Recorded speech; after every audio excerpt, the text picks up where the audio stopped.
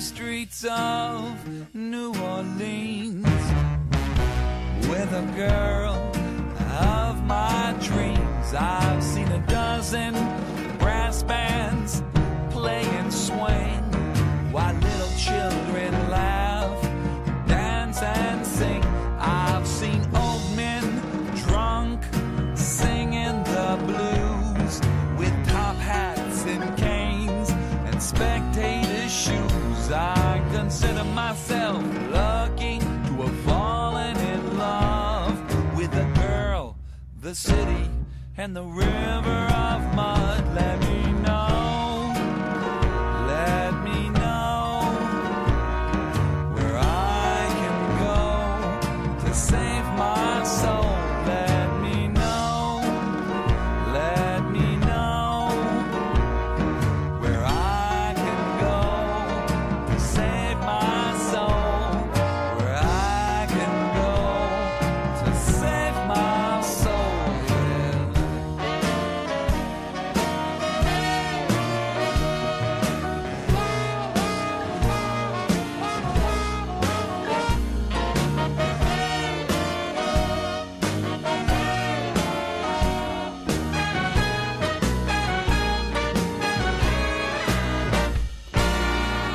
I had a drink with old Louis's ghost.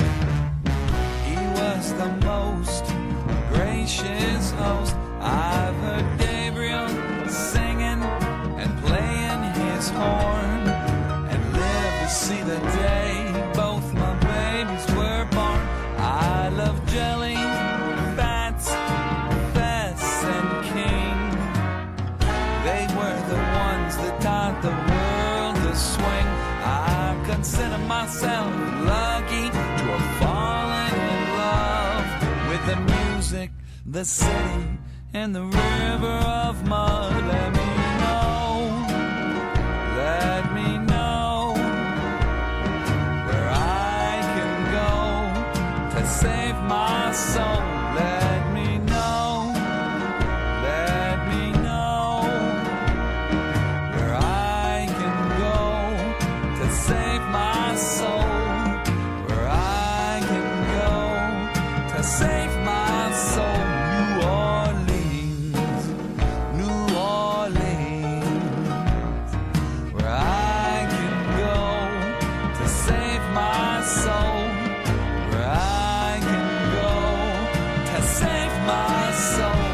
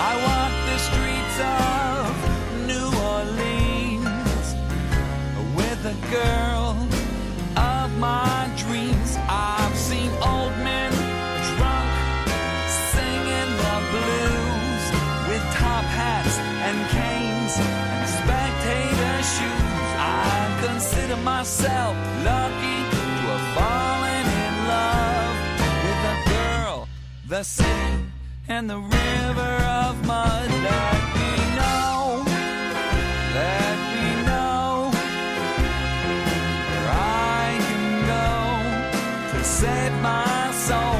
Let me know, let me know where I can go to save my soul. Let me know, let me know where I can go to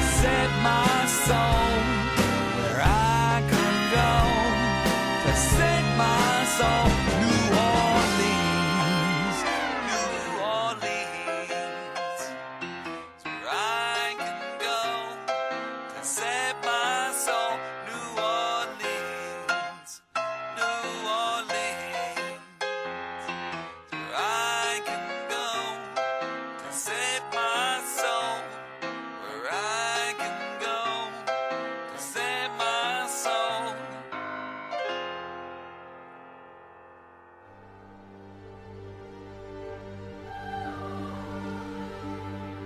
Sick of all these people talking, sick of all this noise. Tired of all these cameras flashing, sick of being poised. Now my neck is so open wide, begging for a fist around it. Already choking on my pride, so there's no use crying about it.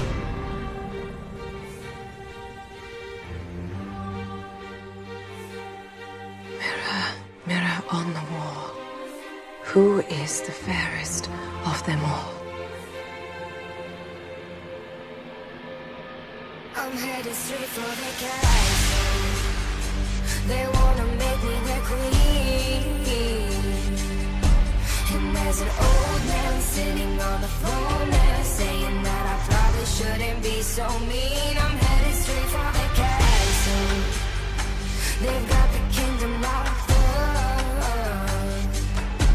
And there's an old man sitting on the throne there, saying I should probably keep my pretty mouth shut.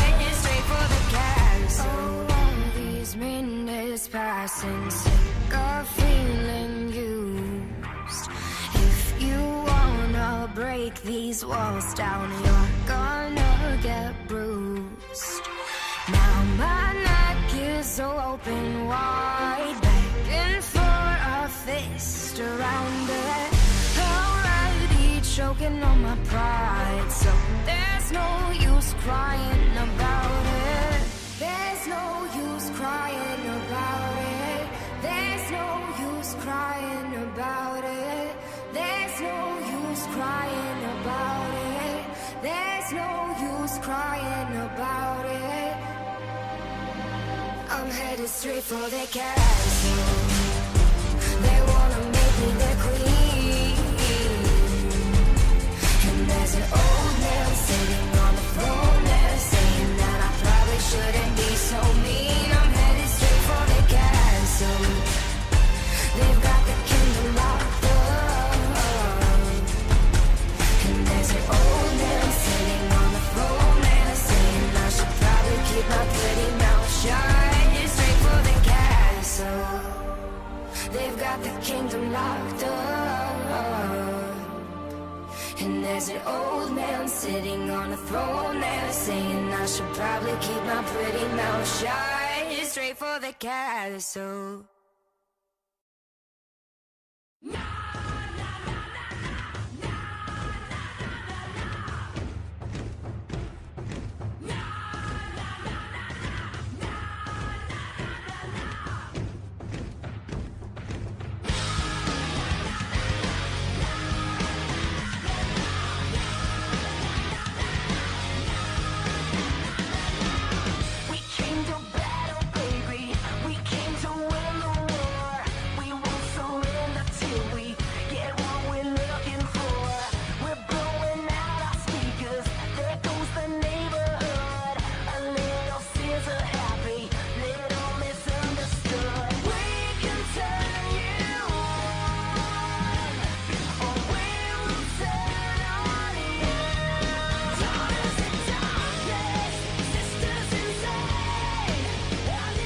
Welcome to Mystic Moon Cafe Radio. Well, good evening, everybody. This is Wendy, and that was, let's see, we had Big Bad Voodoo Daddy, and then we had Halsey with Castle, and then our new intro, which was Hailstorm with Daughters of Darkness. And I believe I've got June here with me. Yes, June is here. How are you doing, Wendy? Oh, just peachy keen. How you doing? Oh, not too bad at all. It's like been very, very nice today. Well, not really. Actually, today was actually a day from hell. It was a spectacular day. Yes, it was really spectacular. I have to say, man. If anything could go wrong today, it went wrong. And it's like I had some things from, coworkers who are absolutely wonderful usually, and they were all having some issues, and there was lots of tears and crying, and not for me. It was close. It was But really were close. you causing them? Yeah. No. I was so close to cause them. That's all I can tell you. But other than that, it was okay. I survived, and that's all I can say. So, but other than that, how about you? How was your week? We've gotten a lot of rain, and it's kind of starting to tell on it all. And we got a brief respite earlier today, but now we've got storms moving through again. Wow. Yes. Yes. But hey, yep, that's what it is. I totally understand that. Believe me. But we are getting ready. We have a couple investigations this weekend, so it's going to be kind of a very, very busy weekend, and really cool places. And I'm just like over the top excited to go to a couple of these places. So very cool. So it's like yes. So well, why don't we just go ahead and get started? Okay. And I'm having a little bit, I swear, it's just like this whole day, just little teeny issues right here. But let me see here. Why don't we go ahead and, Wendy, do you want to start while I try to get this off mute? Sure, you betcha. All right, tonight we have, we've got... Let me see. We have Anna, Ryan, Russell, and Tim of the Preston Castle Foundation. And Preston Castle, let's see, it was built in 1890. The 230-acre parcel of land where the Preston Castle stands was purchased from the Ione Coal and Iron Company for $30 per acre, with 100 acres donated. The land was purchased to house the Preston School of Industry, established by the state legislature as a progressive action toward rehabilitating rather than simply imprisoning juvenile offenders. Nice. Yeah. Now, construction of the administration building for the Preston School of Industry started right away. The bricks for the building were made of San Quentin and Folsom prisons using sandstone that was quarried 6 miles from Ione. The bricks were then delivered by rail at 6,000 bricks per car. The cornerstone was laid on December 23rd, 1890, with 2,500 people in attendance. Pretty dang good party. Yeah, that's the truth. Okay. Sorry, I'm having a senior moment. Yeah, well, no, I'm losing. I keep losing the. I keep losing our web page. It keeps going down on me. So never mind. Weird. Okay. I was going to let that pass. So Yeah, please let that pass. when I say things like that, Wendy, you have learned. No cheap shots. I'm going to try to keep it all above the belt. Wait, I'm like trying to find it so I can read it, and it keeps disappearing on me. Okay, well, I'll tell you what. How about if I watch that? Do you want me to read the rest of it, or do you think that's good and we can let the guests take over? We can let them take over. Okay, good. Oh. So without further ado, yes. Yeah. Well, we have with us, and actually, why don't you guys just kind of go around? Why don't we start with Russell, since he has the limited amount of time, and just go around and tell a little something about yourself, introduce yourselves, and how about Russell? You want to start? Sure. You can hear me, right? Yep, you sound excellent. Fine. All right, so I've probably worked at or volunteered out at Preston Castle for the last 4 or 5 years.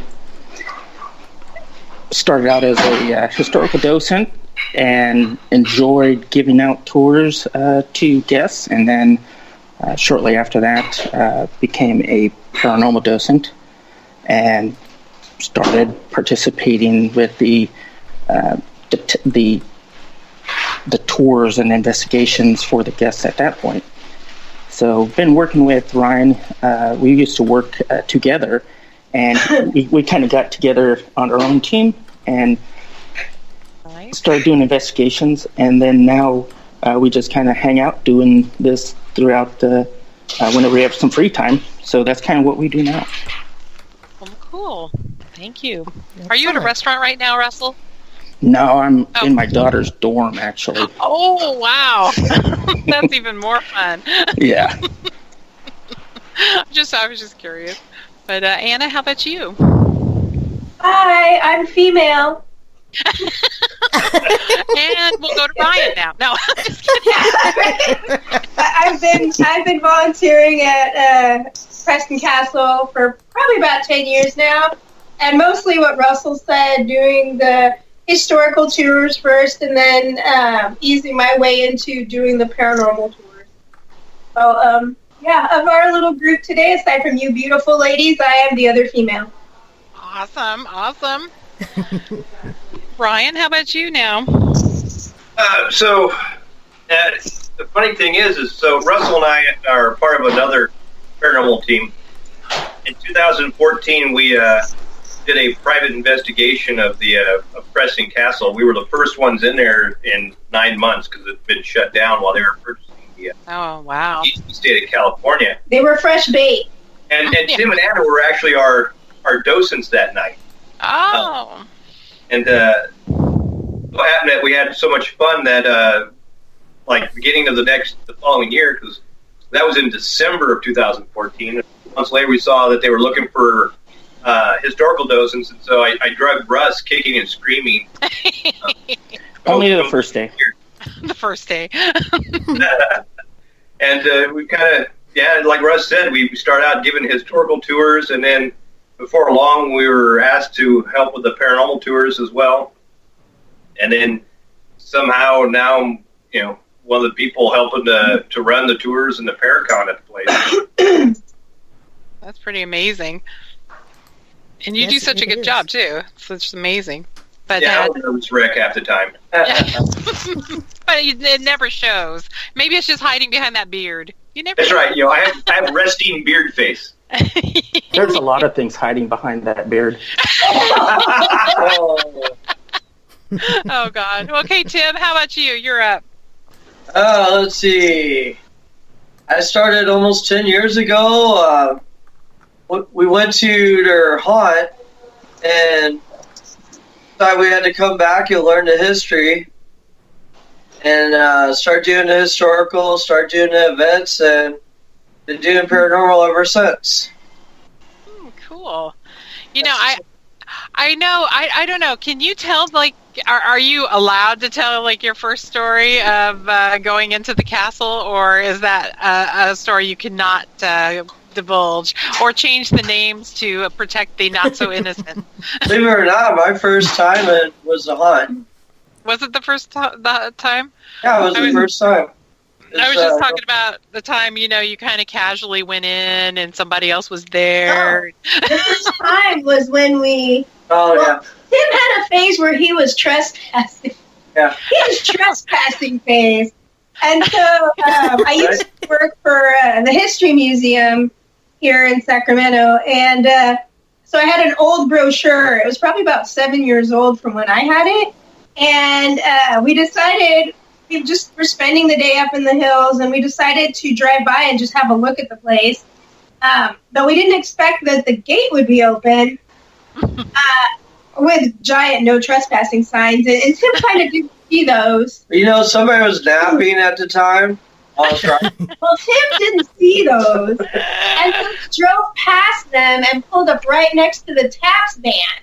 So about 3 minutes in, we had the Ione police barricade us in, and we had one of the TAPS members, I don't know if you remember Britt, came up very nervous and wanted to know who else we told that they were there. But we didn't know that they were there. It would just happen to be a fluke that was the day. Ryan chose to trespass. So he convinced the sheriffs or the Ione police that we were just there to look at the architecture of the building. It so happened that, we... Yeah, that just happened to be the day. So at that point, I vowed to myself, since Britt was so concerned that the next time that they visited the castle, I would be the one opening the door.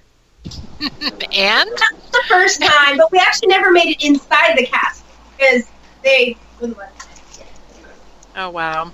And the funny part is, after the haunt, we decided we were going to sign up and do historical tours. And my first tour lasted 4.5 hours long. Oh, wow. I handed in the cash. Is that because you just kept going on and on about every single brick and well, yeah, the stories of all the boys? Anytime I've had to look at him and go, okay, cut it off. Yeah, now we try to keep it to an hour and 15 minutes. Nice. Oh, awesome.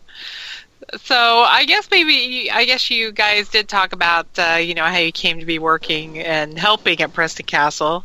Why don't you say a little something about the tours that you give and the investigations and things like that, so people kind of have a good idea of what they can do when they go to Preston Castle. Oh, Stop punching me! I'm being beaten on over here. So we offer. I won't touch that one. Sorry. We offer two types of we don't really call them like a tour, but a paranormal investigation. Okay. And one is the first type is a public investigation where we open up nights throughout the year for anybody to join up to. I think we have it maxed out at 15 people, which is a really good number considering you're 3 floors building.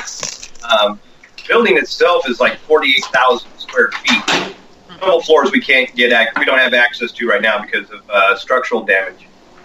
But 3 floors is still plenty of space, and 15 people. It really helps where you're not tripping over each other and all that. Even though we have had groups where they all wanted to hang out with each other and not split up, but which is fine. They're a lot of fun. Our docents have been doing this for a long time. They're all paranormal investigators themselves, and anybody who's never really done an investigation before, they'll help them along. They're great because you're there from typically about 6 o'clock at night, about 4 o'clock in the morning. That's the time we allocate for our paranormal investigation. So you got 10 hours, Nice. The type of investigation we offer is what we call a private, and that is for groups who want exclusive access to the castle, and so they basically reserve the castle, and they're able to conduct their investigation as they want. They don't have to worry about anybody just coming in and their experiments or anything like that, or being in the way. We'll still have docents there to keep an eye on them, make sure they're not climbing over barriers or tripping down holes. Nice. But it's a good time for everyone. Like I said, that's how I got there, is doing a private investigation for my group, and we collected some really good evidence our first time. Very cool. Yeah, but we have to fight with all the other committees at the beginning of the year to get our dates. Wow. And this year's our 125th anniversary Preston Castle, so we didn't have as many nights this year as we typically do. And they sell out fast. I bet. They do sell out fast. I'll start getting. Actually, I'm already getting people sending me emails going, "When's next year's date's going to be out?" Oh, wow. You're like, wait a minute, please. I'm like, well, I still have this one open for this year. They're like, oh, well. We get people coming from all over, all over the United States that drive out here to do this.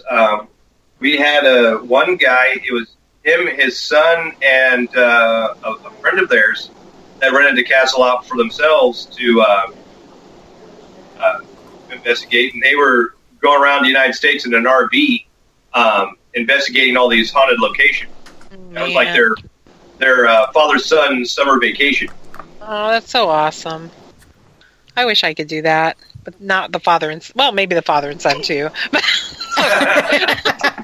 You have your own investigation on that one. Yes, I digressed a little. Now, Wendy, have you seen... have you watched some of the shows and things like that about Preston Castle? And yes, I have. I was wondering if you have, if you've seen it. What about some of the exciting movies that have been filmed at Preston Castle? I don't know which ones were filmed at Preston Castle. Well, I think one says The Haunting at Preston Castle. I think that there was... Oh! Like I was watching that. It's a real winner. It's a great B flick. Yeah. It's not bad. It's a little, it's got some little spooky points, but everything. And that sounds like a little spooky sound over there. I don't know who's moaning in the background, but... I don't either, but... I think it's Russ. Yeah. So you walking into random girls' dorm rooms again? Well... No, not again. Say no. And there's a new film coming out towards the end of the year, so just stay tuned for that one. Is that one going to be worth watching? It's better than all the ones we've had before. No, that's good. Well, this one has got Mina Sorvina and Kevin Pollak in it. Oh, actually, people who are well known.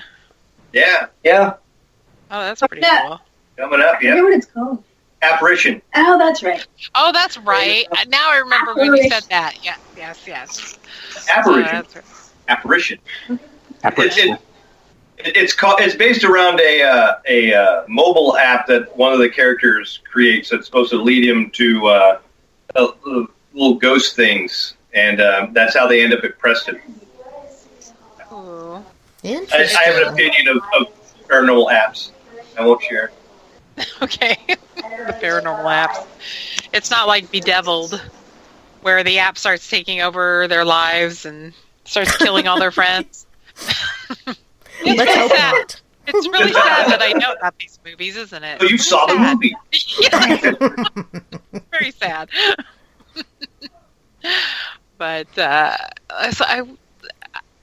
I can't even talk. I'm doing sign language right now, so just to let you know. Have your camera on, so I can't see you. Yeah, we can't see you. You just You have our camera on. Yeah, I'm watching you. I'm waving at you, but you can't see me. Oh, so why don't we just go ahead and get into some of the ghost stories about this first? And maybe since I know that Russell has to leave, maybe we can just start with Russell, so he can, as he's running amok in the girls' dormitory. Yes. And just talk about some of your own personal experiences that you've had, or even people on your tour, or your not tour, but your paranormal investigation has had. Well, I can discuss one of the experiences I've had, and what's interesting is that I'm a fairly skeptical kind of guy. I like to have evidence. There's certain things that I want proof. So whenever I do these things, I want to have some type of proof to prove that what I experienced is actually what happened, not just some random imaginated thing that I experienced. An imaginated? Exactly. Yes, I understand.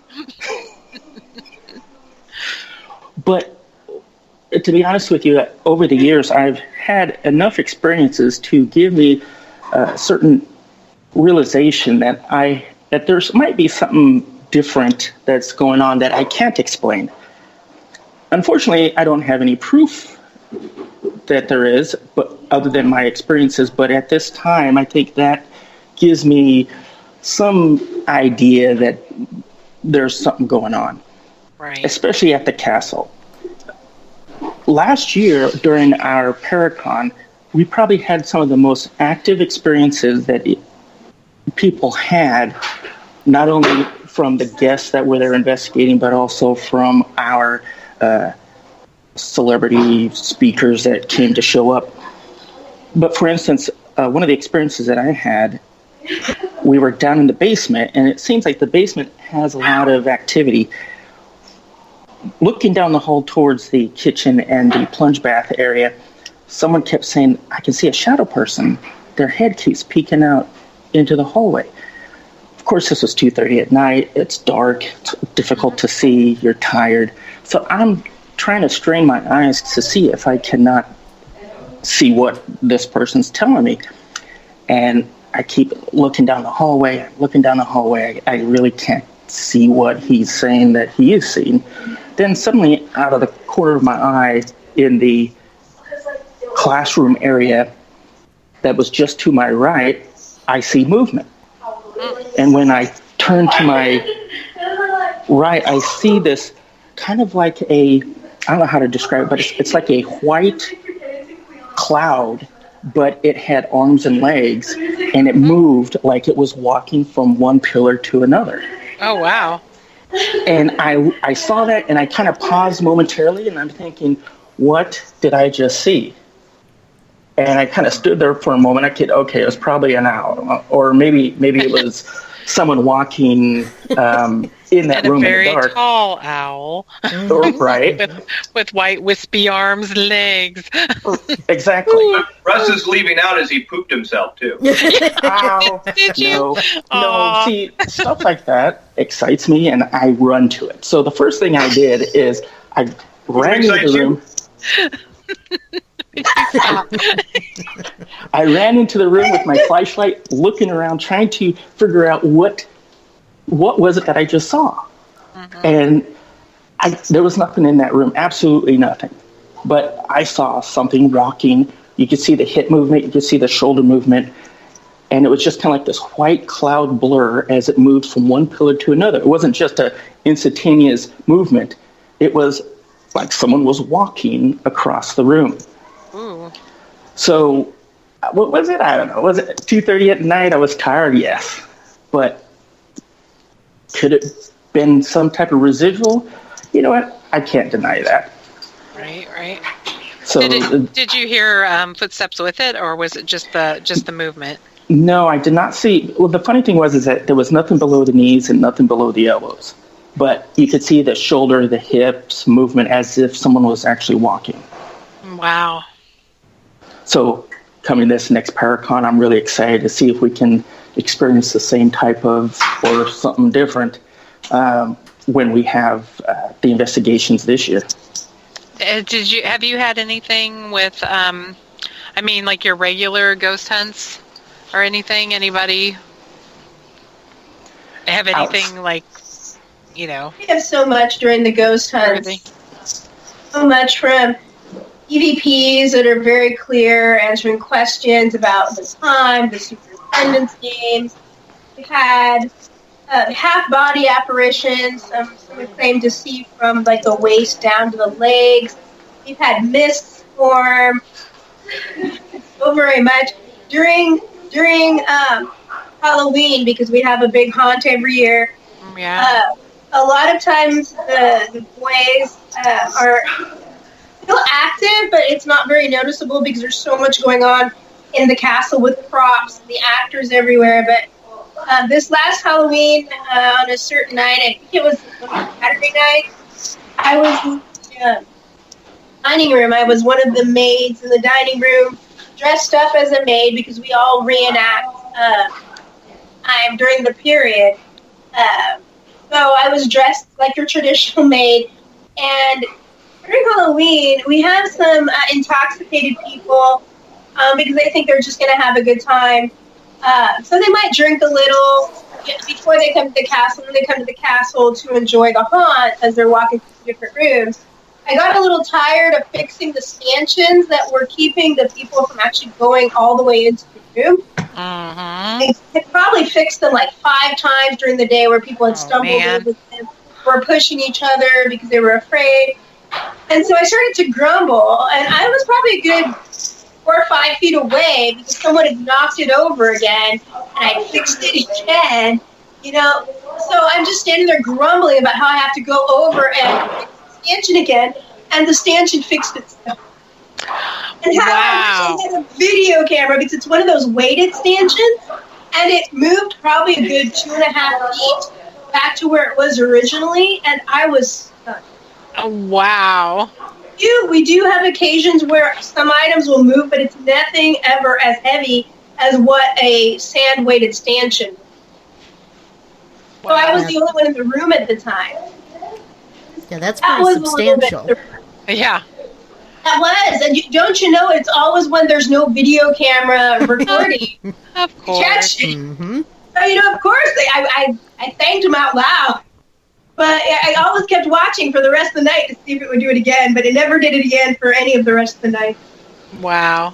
Well, Anna, do you think that, I know that there are reports that a housekeeper named Anna was killed there by a couple of the, I'm going to call them inmates for lack of a better word, but do you think maybe that goaded something with you being in the period costume? And your name being Anna? I don't really think from Anna Corbin, who is the housekeeper you're mentioning. We have yet to have any evidence of her actually remaining in the castle. And in all honesty, we would rather know that she actually has moved on to a beautiful, glorious afterlife than remain there. Sure. But I don't think it was that. I do think it was one of the wards. When you're a docent, and when you're, especially paranormal docents, all the wards, which is what we call the boys, all of them have personal knowledge of us, so there's certain ways that are prone to interact with some of the docents. So I think that perhaps one of the ones that interacts with me when I do the overnights was there just to mess with me a little bit, because they tend to do that as well. Interesting. So, I mean, Anna, you want to tell a little bit about some of your experiences? Because I know you're very close with the boys, and you know. I thought I just did, but okay. Well, you know, something, you know, a little bit out, you know. Well, I think one of my favorite boys is Sam. His name is Samuel Goins. And he was a young man who was not murdered in the castle. He was murdered near the grounds of the castle, and he's one of the legendary figures there. Of course, like you mentioned, Anna is probably the one that most people have heard of. But he was shot in the back during an escape attempt, and he tends to come through quite a bit when we're there at the castle. He's kind of a prankster. So there's been times where, you know, we've heard doors slam. One of his fun tricks is he likes to get on the spirit box and say the word demon, which causes everybody in the room to basically piss their pants. Because, you know, of course, if you hear the word demon, it must be that there's a demon there. But, you know, it's kind of one of those trigger words, and I think they know it. So Sammy is one who is not afraid to use it. And so I find he's probably one of the ones that I really enjoy, and one that will interact with me. So, do you have one like that? Oh, God. Just many. Jim doesn't really interact with me too much. But there's for me, there's several spirits. I don't have one that interacts with me, you know, on a constant basis. But I'm usually out at the castle a lot. Haven't been lately because I've been kind of busy with work. Got to pay the bills. But I'll like be running cable through the castle because I do the network stuff. And I'll come down the stairs. I'll be walking away, and then I hear the sounds of somebody skipping down the stairs behind me. And I'm just like, oh, must be one of the wards. So I'm like, okay, come on, you want to follow? Let's go. I've been, when I was giving historical tours and stuff, I would have a group, and then I would see like a kind of a fuzzy full body apparition walk around, like across the hallways behind us and stuff like that. And I don't call it out to anybody because the last thing I want to do is start a stampede from the door. Right. I love it when people really, really want to see a ghost. And if they do see one, then it's like, holy crap, get me out of here. You know, what's funny is the boys, well, the spirits in the castle, we've kind of identified a couple different groups. There are the wards, there are the wards, and there's staff that used to work there and stuff that kind of hung around. And then there's the ones we call transients. And they're, for whatever reason, these are people in the local area, they've had something in the past to do with the castle. And when they pass away, they kind of show up for a little bit, not for very long, and then they move along. It's like them saying they're having a goodbye tour. Yeah, it's what it's a lot like. They just kind of show up for a little bit and then they're gone. We never hear from them again. Well, additionally, though, we have people that are guest bring. Yes. To the castle. So it's kind of like a smorgasbord potpourri of what do we have going on tonight. Is it a relative that just wants to communicate with their sister, uncle, aunt? Is it actually one of our residents from the castle, or is it one of the locals that just wants to come and chat? Oh, wow. And, our spirits in the castle, regardless of who they are, really feed a lot off of the group that showed up to do the investigation. And I mean, we've got a lot of these people who they spend good money to come out to the castle for 10 hours, and they sit around and they all stare at each other, and we're like, anybody going to ask any questions? And we try to help them along, and then they just want to sit there, and you're like, oh God. So the boys get bored. They don't want to do anything. I remember particularly one night, because there's a room upstairs, an apartment that's been decorated up, and it was like an extremely low activity night, and we were kind of glad when we were everybody left and we were locking up the castle, and I was like the last one, and I was getting ready to lock up the door and set the alarm, and all of a sudden I hear all this furniture moving on the floor above me where the apartment is, and I'm like, and I've already checked the floor, there's nobody up there, everybody's accounted for, and I just went, it's late, I'll just let Sybil know she might need to rearrange the room.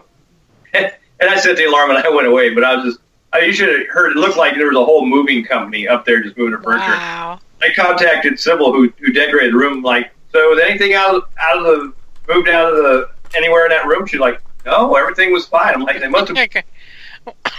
Wow. Their ghost furniture is heavy. Oh man.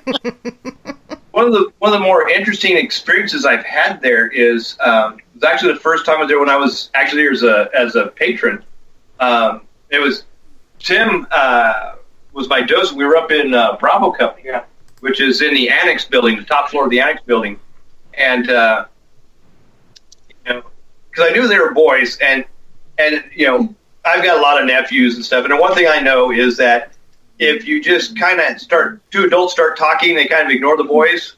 They talk about something the boys are interested in. Mm-hmm. What do they want to do? They want to join the conversation.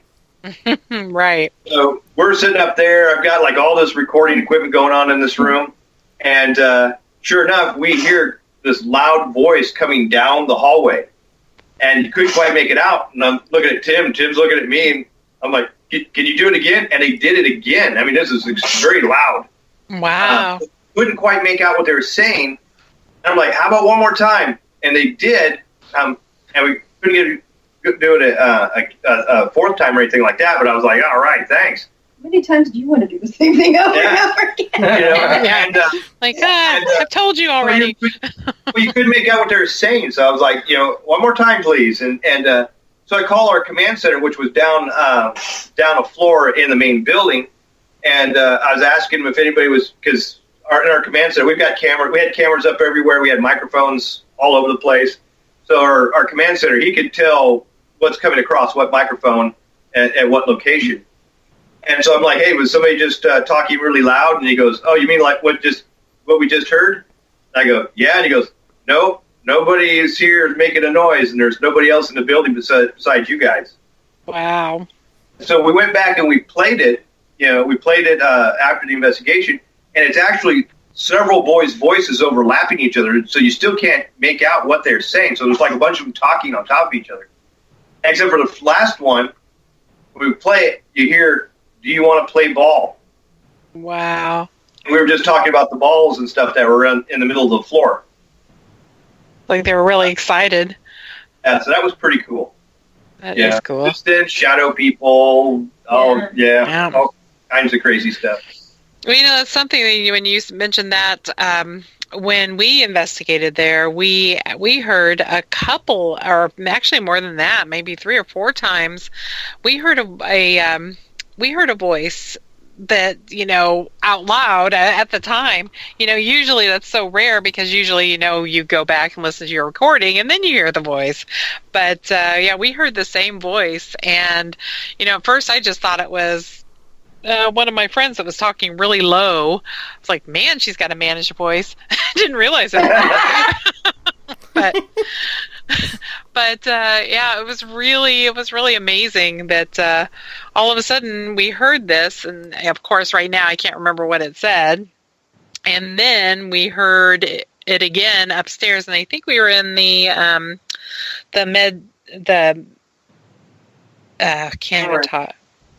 infirmary. Thank you. I was going to say the med center, but that wasn't right. But we were in the infirmary, and we heard it again out in the hallway, and a couple other people heard the same voice. So that was pretty amazing. It was just it was very, very loud, and it wasn't anybody. It wasn't anybody else, especially down that hallway. Nobody else was there, so that was pretty cool. I do have to say, amazing. I've had something growl at me in the infirmary before. Where did they do vet visits there too, and bring the animals in? It was funny because I went in there during one of my investigations, and we were having problems, I think, with one of the microphones or one of the cameras we had in there. So I went over there to look at it, and stupidly I didn't bring like a digital recorder or anything like that with me. And so I'm sitting there, I messed with it a little bit, and I think I got it to work, and I started walking out, and all of a sudden out of the little stairwell off the first floor, goes up to the upper floor and down to the basement. I hear a loud growl, and I was just going, "Oh, you did not just growl." So I go right back to the command center down the hallway, and I grab a digital recorder and all that, and come back in there with the camera and everything, and I'm like, "All right, do it now." Growl. And nothing, right? Nothing at all. I was like, damn it, I'd never go without a digital recorder again. Yeah. The funniest EVP session I got was in the infirmary. It was about probably about 3:30 in the morning. The entire public night was in the infirmary asking questions to novelists. And the EVP I got was actually a doctor and a nurse asking, what are they doing? Do you think they can even hear us? Oh, that's pretty cool. You can hear a man and a female's voice talking to each other.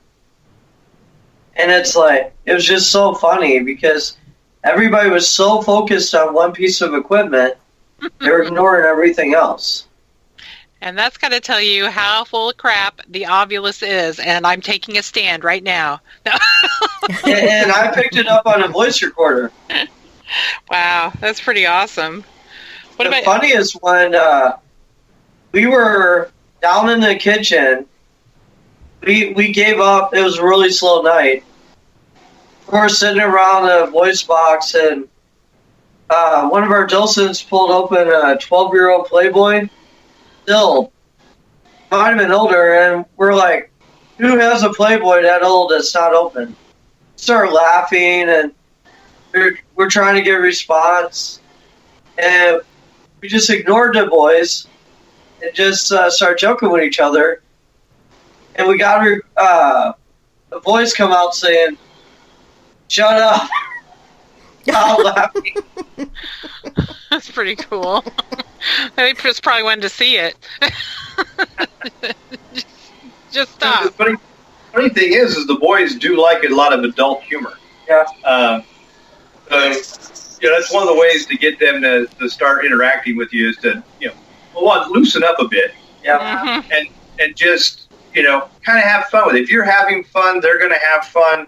And it's just more, it's just a better experience for everyone. And they do have good memories. Yeah. One time we were in a visitor center giving a briefing to about 16 medical and nurse students. Wow. And I sat on a probably 70-year-old table and I broke it. Oh, yeah, that's right. I remember that. And then everybody was getting EVPs for weeks ahead of time, laughing about me breaking a table. Oh, wow. Oh, Lord. Never heard the end of it. Now, that's pretty awesome, though, when, other groups that don't know the story, everything like this, and all of a sudden they get an EVP that says something about, Tim broke the table. I'm going to say it probably went off for about 2 months. Boys kept on reminding everybody. Yeah, that's pretty I didn't tell anybody else. We don't let Tim near any antiques. For new furniture. Poor Tim. Oh, man. Well, it's just such a special place. It's one of those places you go and you just kind of fall in love, not only with the architecture and the history of it, and then you kind of hear some of their stories and think, my God, they actually shot kids that ran off and everything. They shot them. They didn't, this wasn't like a warning. Mm-hmm. Sorry, I'm going to cough. I tried to cover up the microphone, but I think I just, probably killed everyone's ears. But yeah. Okay, thanks. But it is amazing to think about that this was like, it's just hard to even fathom. Does anyone want to talk about the cemetery? I myself have never been to the cemetery. It's on the Cal Fire side.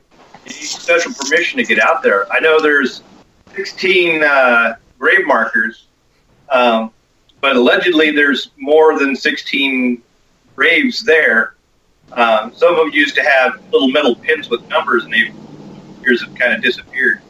Oh, wow. Those were mainly for the boys where the families didn't claim them. Oh, that's so sad. Sam is buried at that cemetery. Yeah. Oh. And, are most of the graves marked or are most of them unmarked? We don't really know exactly how many graves there are. There's 16 headstones. There's 16 marks. Yeah, I was wondering if most of those 16 headstones had their names and. I believe they do. Yeah. Okay. Or there's a way to identify them. Yeah.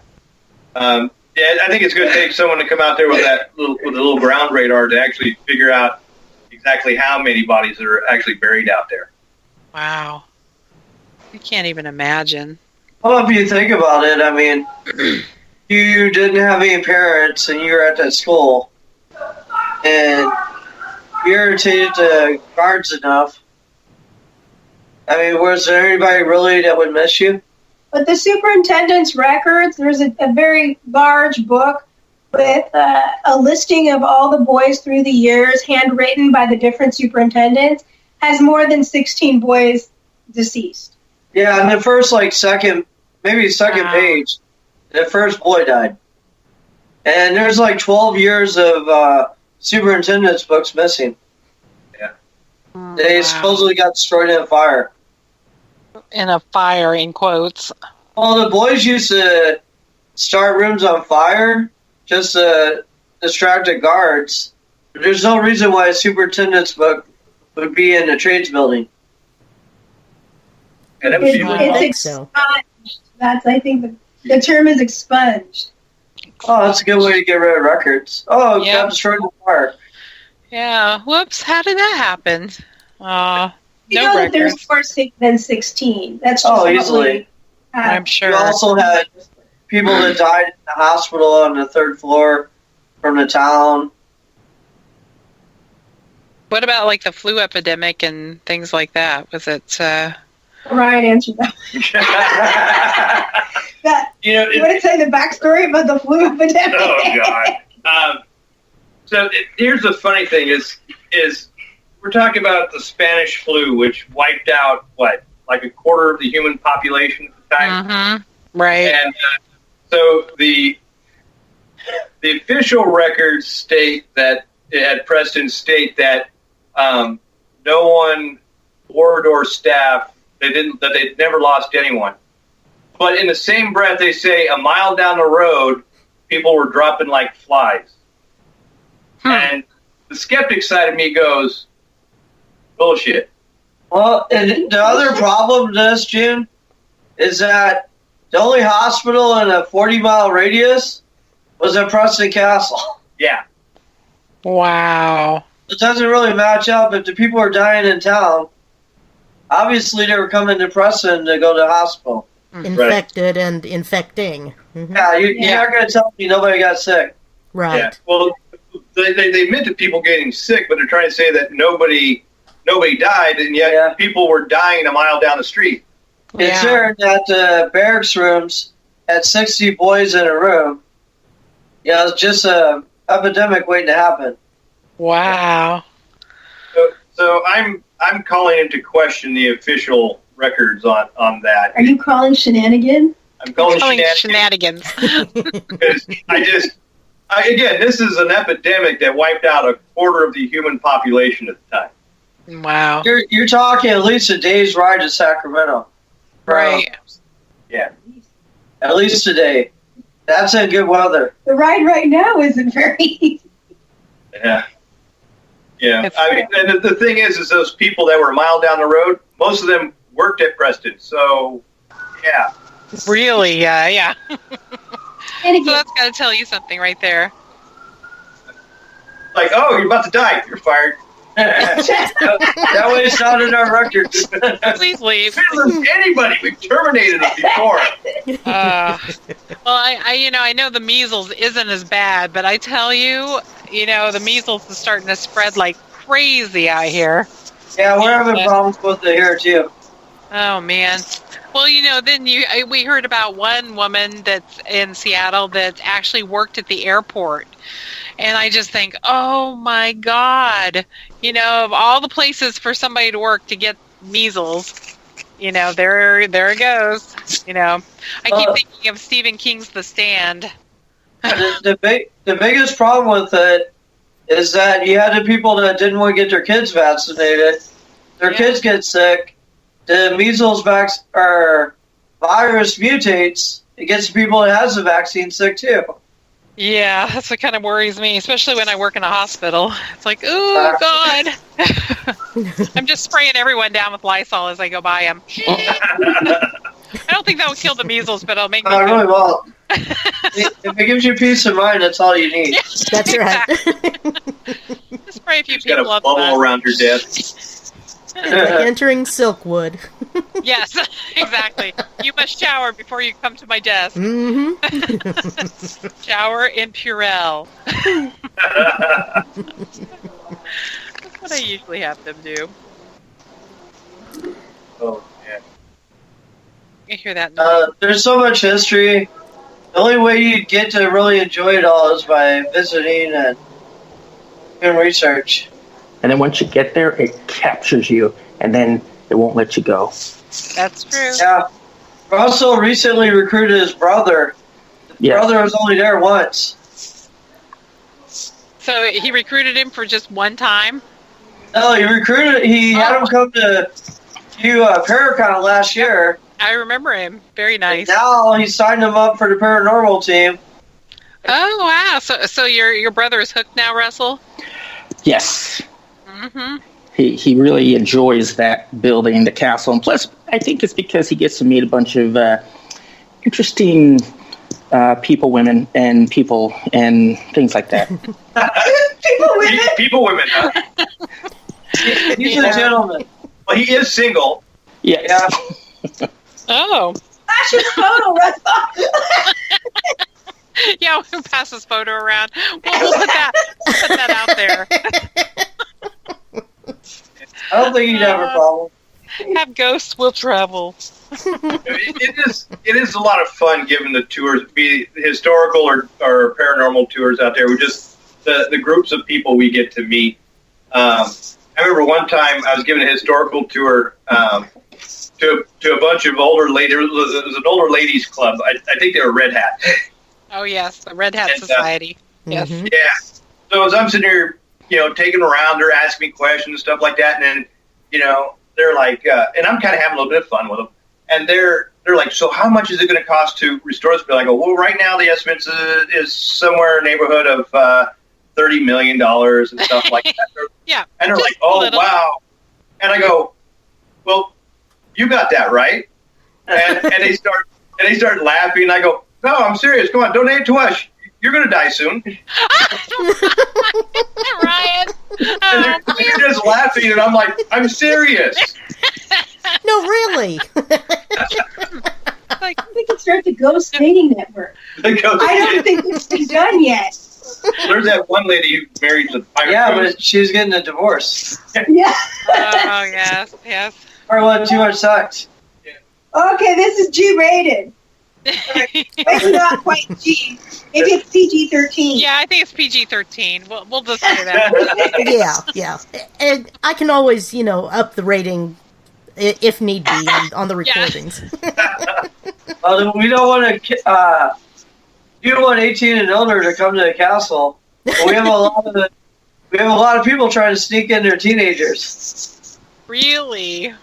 Yeah. Oh man. Oh yeah, it was really 18. Is these, We had one that tried to sneak it in that was only 14.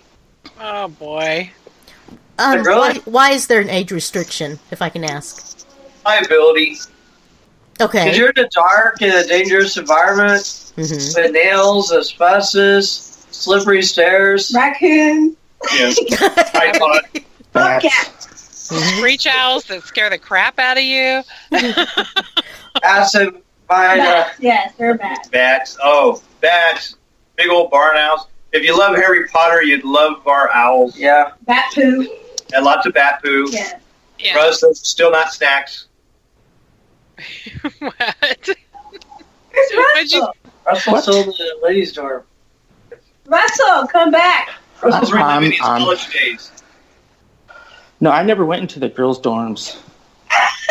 Right. Yeah, we know, Russ.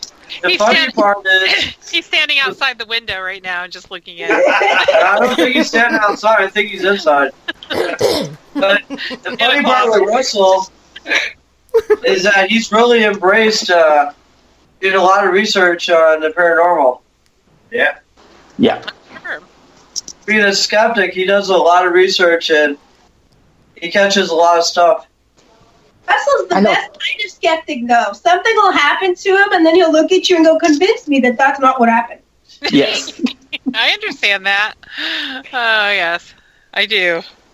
First time I And- saw a shadow person, that's exactly what happened to me. I was like, I did not see that. Yes, you did, June. You saw it. Russ, tell them what happened when you were taking. Oh, what was her name? Elizabeth? Elizabeth Saint. Oh, yeah. Tell them what happened when you were taking Elizabeth Saint around to the second floor a couple years ago.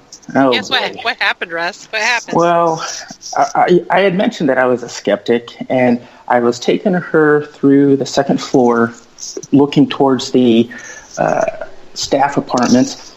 And so I was just telling her, I don't want you to feel uncomfortable. I'm watching you to see how you react, see if you experience anything. And so I was watching her, and she goes, "Did you see that?" Pointing down the hallway. And when I looked down the hallway, I could see this shadow on the ground moving across the hallway and then into the wall.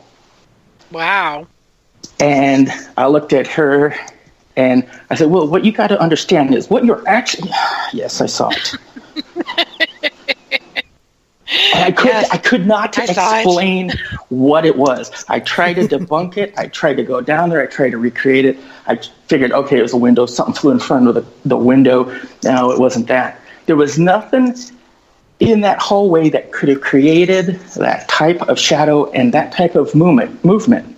Well, after that Paracon that she attended, I was with Ryan at the castle about a month later, and I was telling him, this is where that shadow that Elizabeth and I saw, it was like right here in the hallway, and I was standing there in the hallway, and I created the same exact style of shadow. And then as I moved, I could see the shadow move. So the shadow represented someone standing in the middle of the hallway, and there was no one there. Wow. So I can't explain that. It was the most bizarre thing. Yep. It's one of those things where you have to go, damn, there's no explanation. There's just no explanation. I'm going to have to say that it might be paranormal. Yep. It's definitely not normal. Yes, not normal. But you know, the real VIP who comes to Preston Castle is this gentleman by the name of Ross Allison. Yes. Him, June? Yes. Once or twice. His name had to be mentioned at least one time during these 2 hours. Of course. Yeah, I was going to say. We'll mention it a few more times. When you were talking about, just having these conversations and having like adult conversations, I was going to say, I bet they love Ross when he's there. Because he loves How can you not love Ross? Adult conversations. Yes. I know. I was cracking me up when he brought a ghost out to investigate, because, so funny how much equipment he sets up. Like you. No, actually, he still does not set up as much as I do, so I still hold that title. But okay.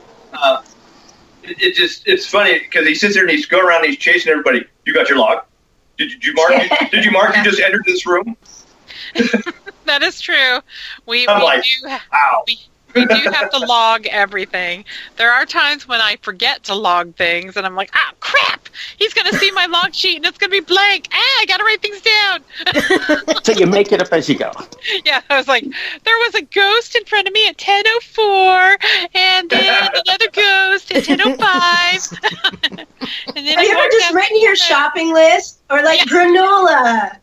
Fruit snack? No, he would actually read it. Oh. I think I was messing with him a little bit. I started walking up to him when he's at his log, and I go, "Hey, Ross, better mark it. I just farted." Yeah, that would be a good. That would be good. Well, we do learn that. Yeah. We learn that. That was one of the first things Ross said to me. Oh, yeah. Do you know who I am? He was joking. He was joking. I know. He would never say, That's a special memory for me, though, June. I hold it in my heart all the time. I smile every time I think about it. He really was joking, Wendy. I know, he was. But it was so cute and funny. It was just really funny. Like, do you know who I am? We're like, yeah. Who knew that we were going to go from there to the gross soda challenge? Yes. We have this thing that we do, and it's kind of growing. That we try to find the grossest sounding sodas, and we do a challenge about that. And so we try to drink it and see if we can guess what flavor it is without vomiting. Oh, that would be the difficult part. Doesn't that sound fun, Wendy? No. Yeah. I'd be like David Weatherly when he just said, "No, I'll pass." Yeah. Those weren't so bad, though. The worst ones were the buffalo ranch and the buffalo chicken wing. Oh, Ew. That was its own paranormal experience. Yeah, I'll bet that was. Mary. Watch my impression of The Exorcist. Yes. Now, I have to say that I know these, wonderful people, and we've actually, taken some trips and done a lot of other fun things. So, Major trips. yes, some major trips. But one of the really fun things I really love to do too is the ghost conferences. And you guys were just at the Oregon Ghost Conference.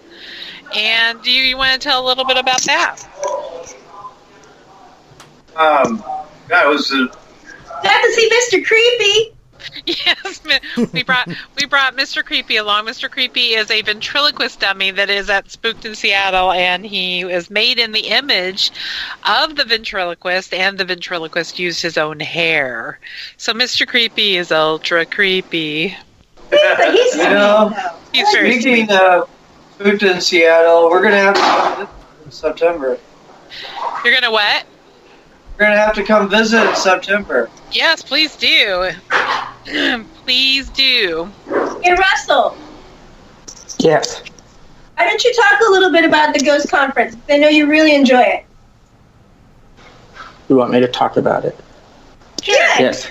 How did you Yes, like it? What'd you do? I really enjoy it. That was awesome. Thanks, Russell.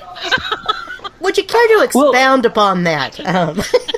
Well, it's being able to meet other people, meet new people, meet the friends that we've made going to these events, and just getting back together and really enjoying that camaraderie and being able to go someplace for a week and just hang out. To me, that's a blast. That was so much fun. It really was. This One is of our these days, Wendy, third you're year. going to have to come out. One of What? these years, yep. Yeah, one of these years we're going to have to drag Wendy out to one of the conferences, either. Now, okay, I don't know if I've been saying, is it Ione or Ione? Ione.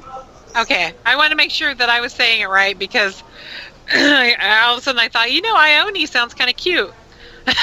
Yes. Well, I there was that saying Ione. actress. The one in Say Anything, wasn't that an Ione?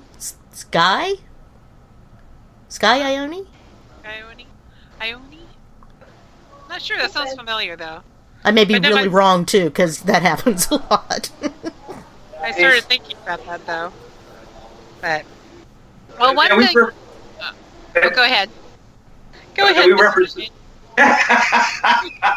Anytime. Go ahead, Ryan. Please. So we represented the castle at the Oregon Ghost Conference for 3 years now, and it's great because we made a lot of good friends. A lot of different vendors and other paranormal investigation groups and stuff, and even the people that come and visit it. Last year we had a bunch of them come down for our Paracon. It was great. It was like, wait a minute, I remember you. Right. Well, this is a good segue, actually, to talk about the talk about your Paracon, and you're going to have one coming up. Why don't you tell us all about that, and maybe some past ones, and some guests, and blah blah blah. Oh God! So yeah, June 14th and 15th is our Paracon, and so we're gonna have this year we're gonna do a little different. We're gonna have some classes. So I got Harvey Allhouse, who's going to be teaching a beginning remote viewing class.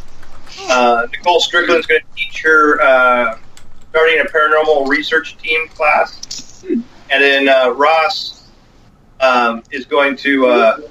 Bye, Russ. Russ is leaving. Yeah, I gotta go. Drive Thanks, guys. safe.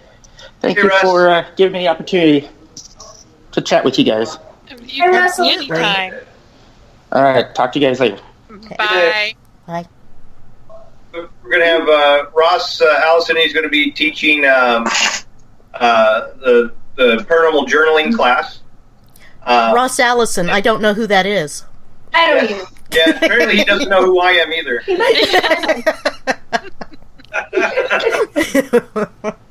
Sorry, I couldn't resist. That's good. That's good.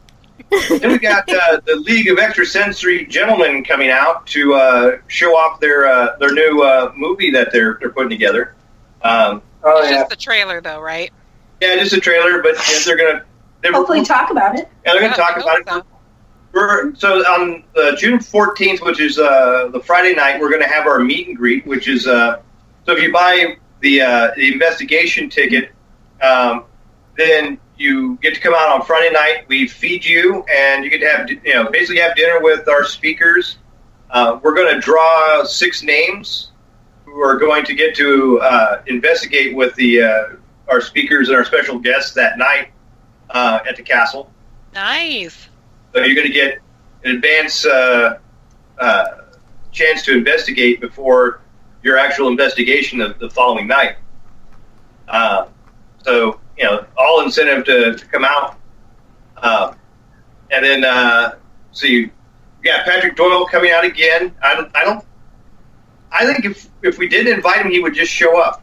That's a lot of that's going around. Yeah, he just loves the castle. He's fantastic. He is. He's just a great guy, and then Jay Verberg is coming out again as well. Oh, another awesome guy. Then both of them from Ghost Mine. Yeah, that's great because so Jay's bringing Katie out, and so after spending some time in her little haunted basement at the Wheeler, we get to show her awesome. our haunted place. Right, exactly. Oh, it's gonna be so much fun. Yeah, and then we've got let's see, Hart. We got Nicole. No, you just said Nicole. I would say Nicole. Yeah, I said she's in the class. Oh yes. So now Anna's trying to David Deerfeeder. Yeah, Anna's trying to throw me off now by stopping me and everything. Okay. So we got David Deerfeeder, who's going to be speaking, and Rocky. Rocky's going to be out. Oh yeah, that's right, Rocky. And Ross is going to speak, because we can't stop him. Yeah, that's right. I've tried. He just keeps going. He just finds a microphone, and then we're like, "Oh crap, he's on." Yeah, that's Ross Allison. How do you spell that? No, who he is? No. He's going to go back and listen to this and go. Thumbs up, Ross Allison. Thumbs up. And is David's coming down with him though, right? David Weatherly. Yeah, David Weatherly. They're both going to give their talk on the haunted lighthouses and stuff. That's really cool. Really good book too. Matt Goldman. Oh, Matt Goldman from APRA. Oh yeah, Matt. Yeah, he joined us on the Queen Mary when we when we met at the Queen Mary. That was fun. Matt's a really great guy. Really fun.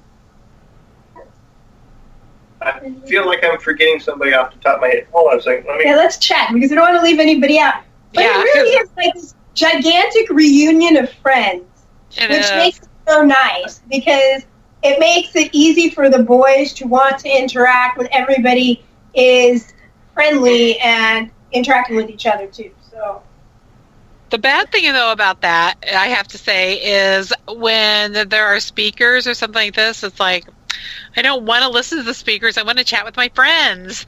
Yeah, that's true. And I'm like, oh, I have to keep telling myself to shut up and listen. Shut up and listen, June. That can happen too. Yeah.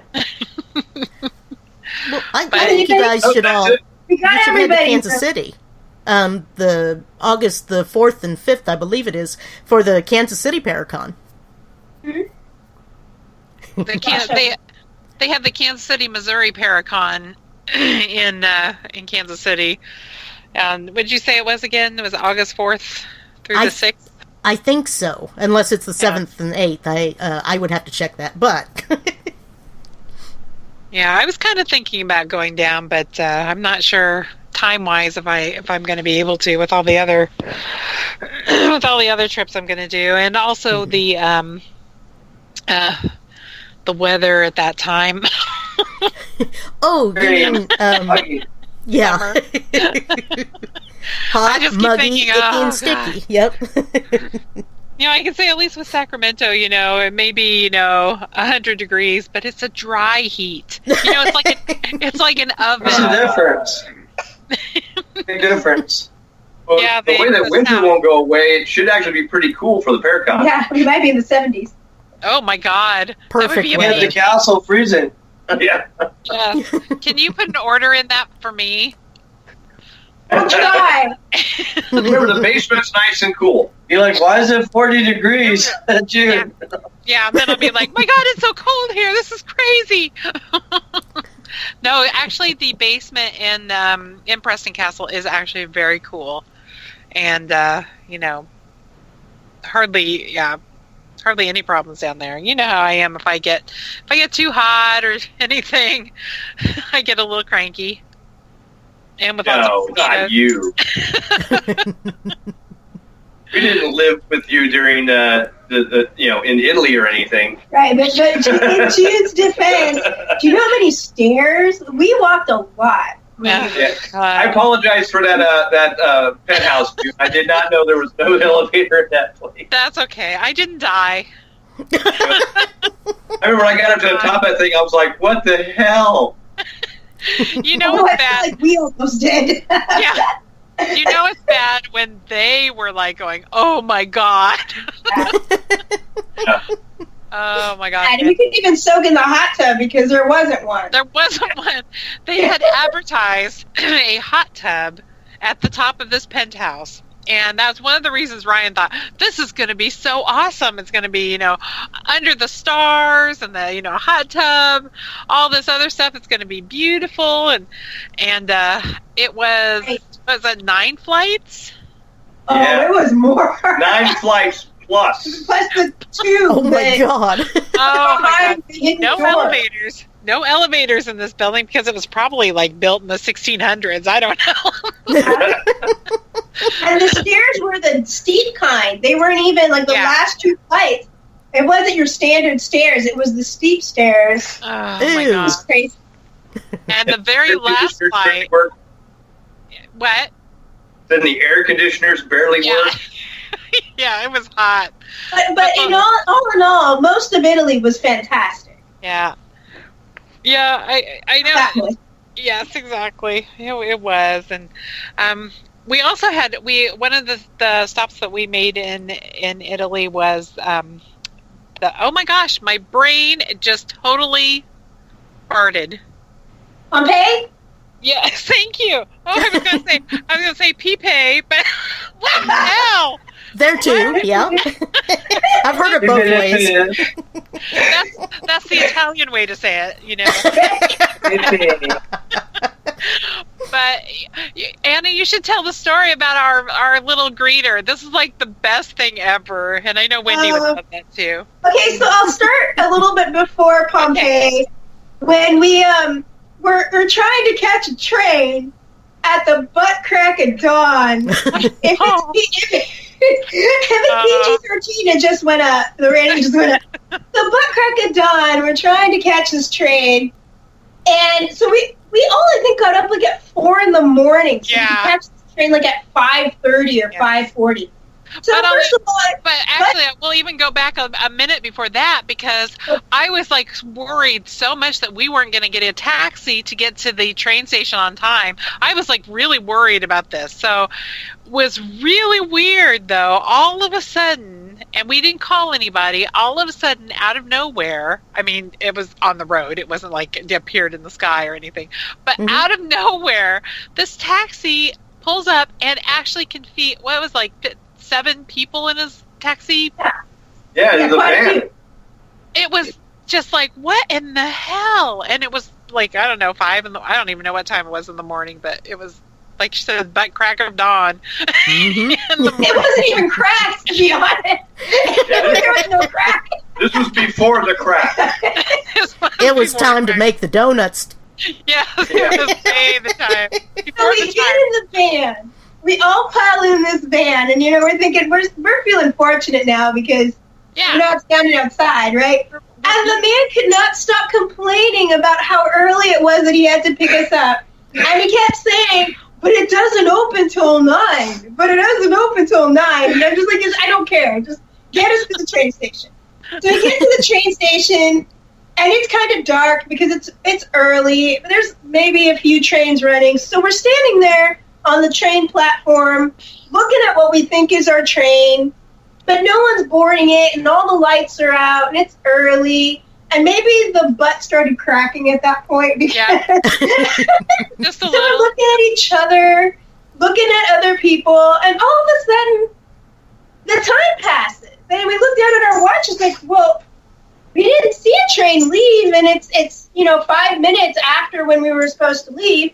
So we're all scrambling trying to figure out what happened to our train. Come to find out that on the board, there was a little bitty T that was listed right next to the train number that we were taking. And I speak Italian, but I didn't realize what the T meant, which was testa, which means the head of the train. So the head of the train literally left while we were staring at it. Yeah. Go off into the butt crack of dawn. Oh my But gosh. But we didn't think it was. I mean, we didn't think it That was your ride. Yeah, we just thought, oh, that was kind of strange. Mm-hmm. I wonder if that That's how was Pompey started. Yes. And then we smuggled ourselves into the subway because apparently there's only one train that goes out to Pompeii through that means. So we ended up going into the subway with no subway tickets, thinking, what are we going to do if they stop and ask us for tickets? So fortunately, we lucked out and nobody came over and said, tickets, please. Well, because they kept like announcing over the loudspeaker about that if you're caught without a ticket, it's like €125 fine or something, and we were all like, "Oh shit!" And then Ross, who Allison was like, "Let me handle it. Let me handle it. If they come talk and ask us about the tickets, I'm gonna handle it." I'm like, okay, Ross, you handle it. Fortunately, he didn't have to go through that ordeal, but that was our backup plan. He was going to pretend that he was a dumb American and didn't know, and that really wasn't too much pretending because I think he and I both kind of went, I don't know. Really? I thought this went to Pompeii. I thought they all did. What? So we made it. We made it to Pompeii, and this is where it starts getting kind of nice. So we're walking the streets of Pompeii, and the Italians have Pompeii the city, which is, I wouldn't say it's very modern, but it's what you would consider the modern city. And then they have the archaeological site, which, what do they call it, the ruins? It's called the archaeological site. Okay, the archaeological site. So we were walking to the archaeological site, but we had several blocks before we actually got to the gate where we were able to enter Pompeii. And there was this sweet dog that came from the train station to meet us. And at first it was just kind of like, aw, fantastic dog, yeah, right? It was like, oh, this is so nice, how nice. But as we were heading, we got closer and closer to Pompeii, some of the people who were selling little souvenirs on the street came over and were telling us that this dog, which kind of, what do you think he was, like a border collie? Sort of, maybe. Sort of. Like, he was kind of a medium-sized dog. He was an Italian mutt. He was a mutt, yeah. Very sweet mutt. They were telling us that this dog would do this often. It would collect tourists from the train station and escort them to Pompeii so that the tourists didn't get lost. So that and it was about a mile away. I mean, we're still like one or 1.5 miles away or something. And the dog, I mean, when we needed to stop and take a rest, he would stop with us, but he was always in front of us. He was always a couple feet in front of us. And he'd turn and he'd turn and kind of look at us like, well, come on. That was one of the greatest memories. I mean, Pompeii is fantastic. It's like nowhere else on earth will you see what you see there in Pompeii. It's just amazing. Yeah. That was one of the sweetest memories of our trip. Yes. And Ryan, didn't you even try to offer him food or something, and then he wouldn't even take it? And it's like, I did try to offer him food, but it just cracked me up because he did. He'd go so far and he'd turn around and stop and look at us like, "Come on, hurry up, you fat American." But walked us all the way to where the gate was. And what was really cool was it about 45 minutes later that he found us again when we were in Pompeii walking around. It's like he came to check on us. Make sure we were there. Oh, it was. Mm-hmm. During the tour of the phallic symbols that we took in Pompeii. Yeah. The phallic tour. You can imagine Pompeii is probably extremely haunted.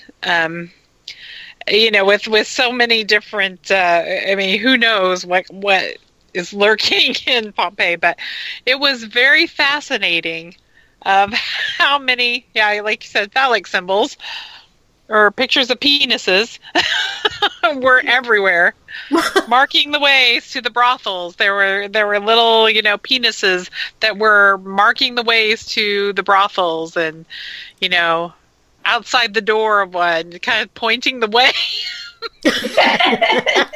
Literally. Yeah, literally pointing the way. We were like standing on a corner, you look up and you're like, is that what I think it is? Yep. And it's pointing its direction in across the street to the brothel. Yep. Just all over. What was really disturbing though is the fountains that had the image of the winged penis. Yes. And it's like, you're sitting there like, this is a water fountain. This is where you're supposed to drink from. And like, nope, not going to happen. Let's die of thirst today, boys. Wow. Yeah. Oh, God bless the Italians. Yeah. Exactly. Oh, is it about the bottle? Yeah. You tell it. It's partially Jude's fault. Uh-oh. So, Jude, you probably remember Renata had said that she wanted a bottle with the bubbles. You're right. I remember. Because you took a video, and in your video, there was this bottle that she saw that she needed us to bring back for her. Yeah, and your video was showing a bottle shaped as, the twig and berries. It was a weenie bottle. No wings. So Renata kept saying that the bottle with the bubbles, and we're like, the only bottle she's seen is. And it's got limoncello in it. Yeah. So finally, Anna gives in, and she finds a small twig and berries bottle. Well, she keeps. Yeah, could you imagine? I walk into that store. What's the smallest size you have? The one time where size doesn't matter. I knew he wasn't going to drink from it, so I would have to drink the whole thing. Right, because now we have to empty it to take it in the luggage, and she's like, "You put this in your baggage?" And I'm like, "Nope, that's your kid." And but so we're sitting there drinking, the bottle stuff. And so I open up the bottle, hand it to her, and she takes a swig out of it. She hands it to me, and I grab a cup and I pour it in the cup. And I hand it back. She's like, "What are you doing?" I go, "I ain't put that to my lips." Oh my! Man, that would have been a great video. She smuggles this twig and berries bottle back over the pond. So that my 12-year-old. Yeah. and she pulls it out for Renata. Renata goes, "That's not the one I wanted."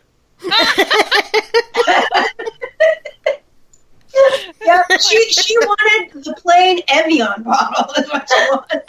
Oh no, the water bottle. But there was a quest for twig and berry.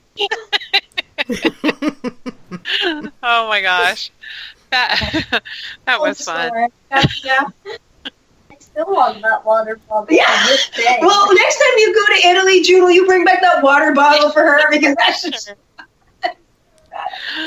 I don't know though. It's one of those things where, if we go back, it's one of those things where we are really going to have to watch the weather there. It's like if it's over, I don't know, a certain degree, it's like, yeah, it was just so hot for me. And the mosquitoes. It is. It's hot. Italy is hot during the summer. Yeah. Yep. Yeah. That's one thing that, it sucks so much, because I wish, I was thinking I didn't even get to see the cemetery in Pompeii, because at that time was so hot and so tired and so kind of miserable that unfortunately I was just like, screw it. You've seen one dead thing, you've seen them all. I think I even said the words, if I see one more damn ruin. You did. But in fairness, we had been walking for some, 9 hours? Yeah. In the heat. And that's not me, because I love seeing ruins, but yeah, it was just to that point where it was just like... You were done. Yes, I was so done. Mm-hmm. And Ross had me jumping a fence to go see the, trespassing to go see yeah. You got to tell that story now. This was in what town was that? The name of the town? Siciliano. Siciliano de Alburi. That was the coolest place, because it had this really cool ruins of a castle up on top of a hill, and then there was something else about the mad, crazy, ghostly monk. Yes, the Mad Monk Monastery. That place. Now the one thing is there's so many ruins in that area that even predate all that stuff. Because one of the things is we walked down the road, I was noticing that there was an actual fortification wall that came down the hills. And so Ross and I ended up jumping the fence. I think actually I encouraged Ross to jump the fence because they were talking about going over it. And while they were talking about it, I was already on the other side. Ross was like, oh, damn. And so we walked down the road for a little ways, and so that comes right up onto the back of the monastery, and there's like a little walk path to a door, and that's actually the very top level of the monastery at that point. The monastery is actually down a whole level below us. Wow. And that was all locked up. Somebody had punched a hole through the wall at one point, and they sealed it up. But it's all abandoned. There's a sheep herder out there that kind of keeps everybody away. This big dog. So we hopped a second fence that was cut through the old fortification wall, where they put in a road, which took you to the front of the gate, and we walked down that, and that's when I started noticing that there was old watchtowers sitting off the sides and everything, just all abandoned. So me being a little bit of an old history fortification buff, I just loved all that.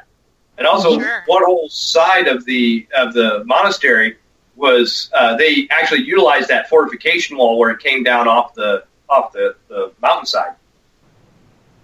But we get to the front gate, you can see where people had busted up the front gate, and they had a bunch of pig iron and all that, locking a hole, big old padlock on it, and that was rusted shut.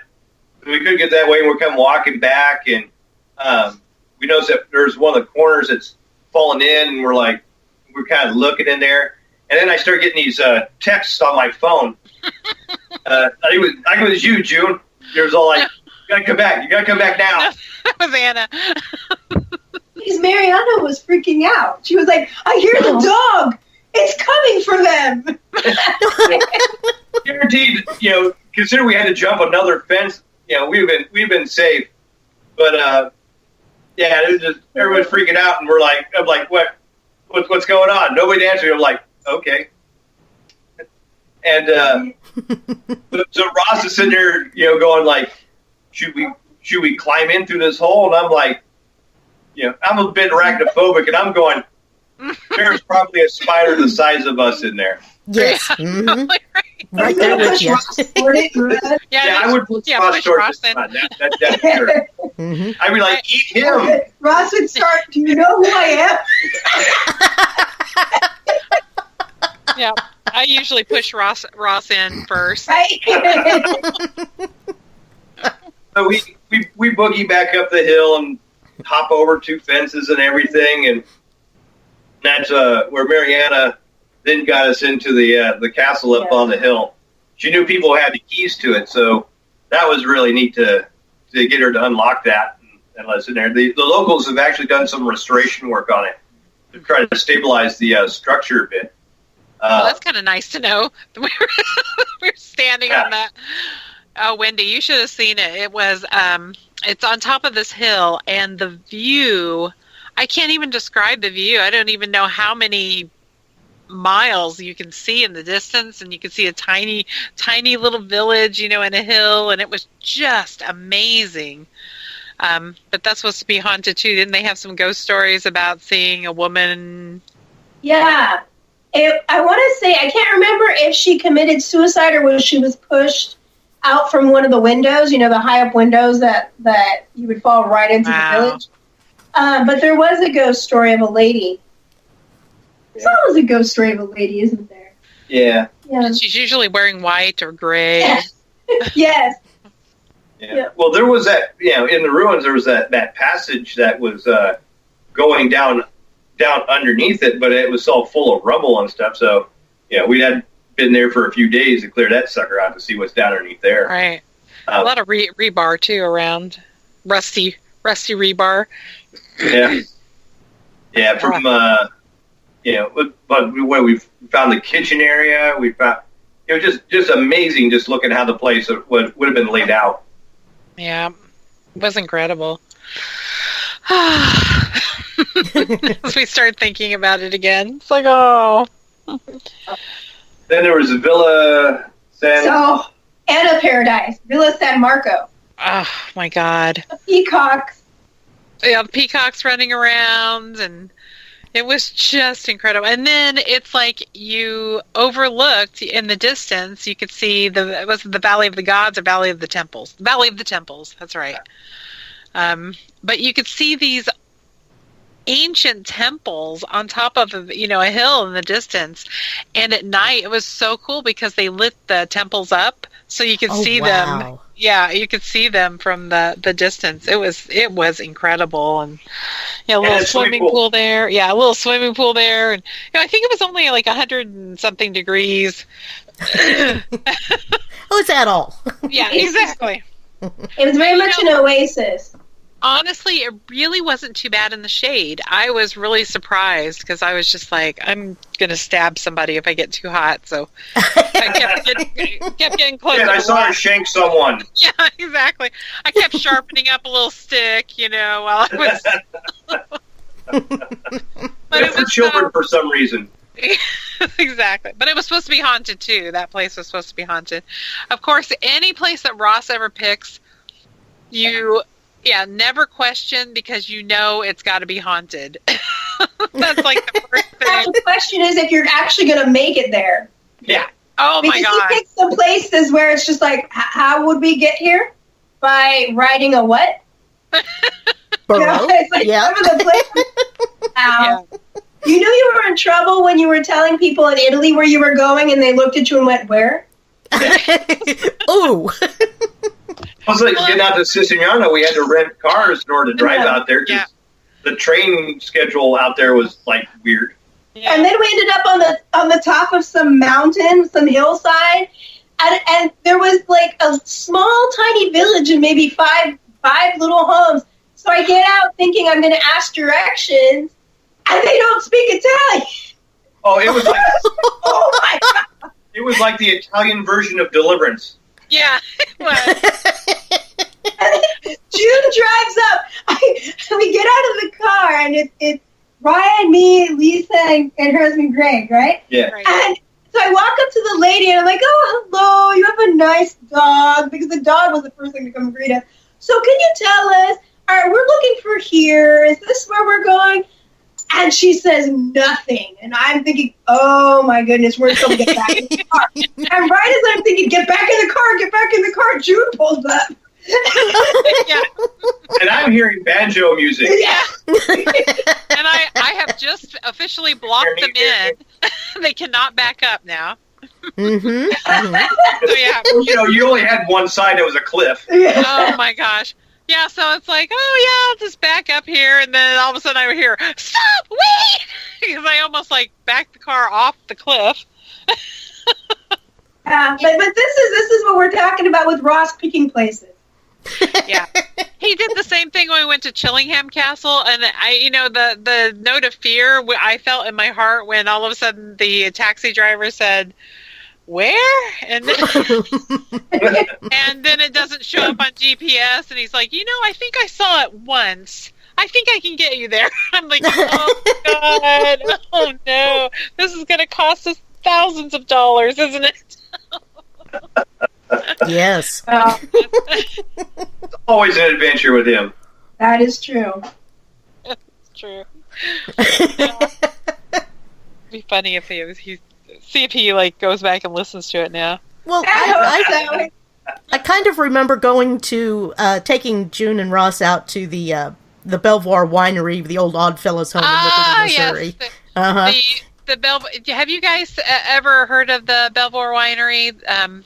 Ghost Hunters actually went there. I think Ghost Adventures too. They've all been there now, I think. Yeah. Mm-hmm. But it's this. It used to be an old. Was it an old insane asylum? It was it was an hospital. Oddfellows home. It was an orphanage and a nursing home and an indigent home. So it's a huge complex, but they have one house that they fixed up and made it beautiful, and they made it into a winery. So the other houses, or the other, I guess the houses, the other places around it are still, dilapidated and falling apart, and everything is still part of the old hospital. And so we get up to this place, and there is a big window. And Ross is like, well, let's just climb through the window. There's no signs. It says no trespassing. There's no signs. So let's crawl. Let's crawl through the window. And I'm like, I'm not crawling through the window. I'm going to get in there, and then I'm not going to be able to get back out. And then what's going to happen to us? I'm going to be stuck in here. You know what was going to happen to you? He would have said, Jude, I skinned my knee. Jude. That's what happened to you. Yes. Well, it's one of those things where, and then, Wendy, did you go in first too, or did you? Did, yes. Yeah. Yes, and then I thought so. Yeah. Mm-hmm. I thought so too, because and I then, was just. So I come back out, and I'm waiting for them, and this family walks by me and opens the door right next to the window and walks right in. This is after he convinced me to crawl through the freaking window. Yep. So I crawled through the window. I can't believe you did it. Yes, I did it. Yep. Oh my God. I went inside, and we start to walk, and then we all of a sudden see a family walk through the door. Yes. That was about 15 feet away from the window, but we assumed that it was locked. You had better than a purse at the end of that adventure. A nice purse. I think he got me a really nice purse. Yeah. You know what that story reminded me of, though, when you said winery? When we were in, I think it was Agrigento at that villa with the peacocks, when we had the dinner, and you were so tired because we had walked all day at 103. We'd gone up and down because it was like 7 miles or something to go from temple to temple to temple. And we had to walk all the way down. And we were sitting, and it was a nice dinner, and it was kind of like, it was kind of dark, and we were just all together. And so you had the bottle of wine, and you poured a quarter glass for me and a quarter glass for Ryan. Ross didn't drink, but you kept the whole bottle. You poured the rest of it in your cup. You remember that? I do remember that. And none of us were going to touch it because, oh, she deserves it. Yeah, she got a second bottle too. Oh, did she get a second bottle? A second bottle. It was really good. Wasn't it? Yeah, I didn't get a chance to find out. You had some, don't lie. It was Ross would have it.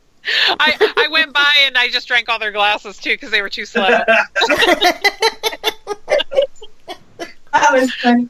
Oh my God! Ross yes. would not touch a drop because he's like, I'm such a lightweight, and I'm like, yeah, let's get you drunk and see what happens. Yeah, you know what? I have one regret. I have one regret about that trip.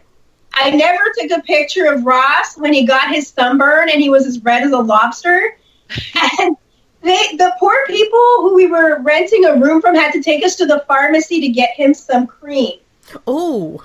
So he was whimpering, and he was like, Ryan, will you put this on for me? I'm like, no.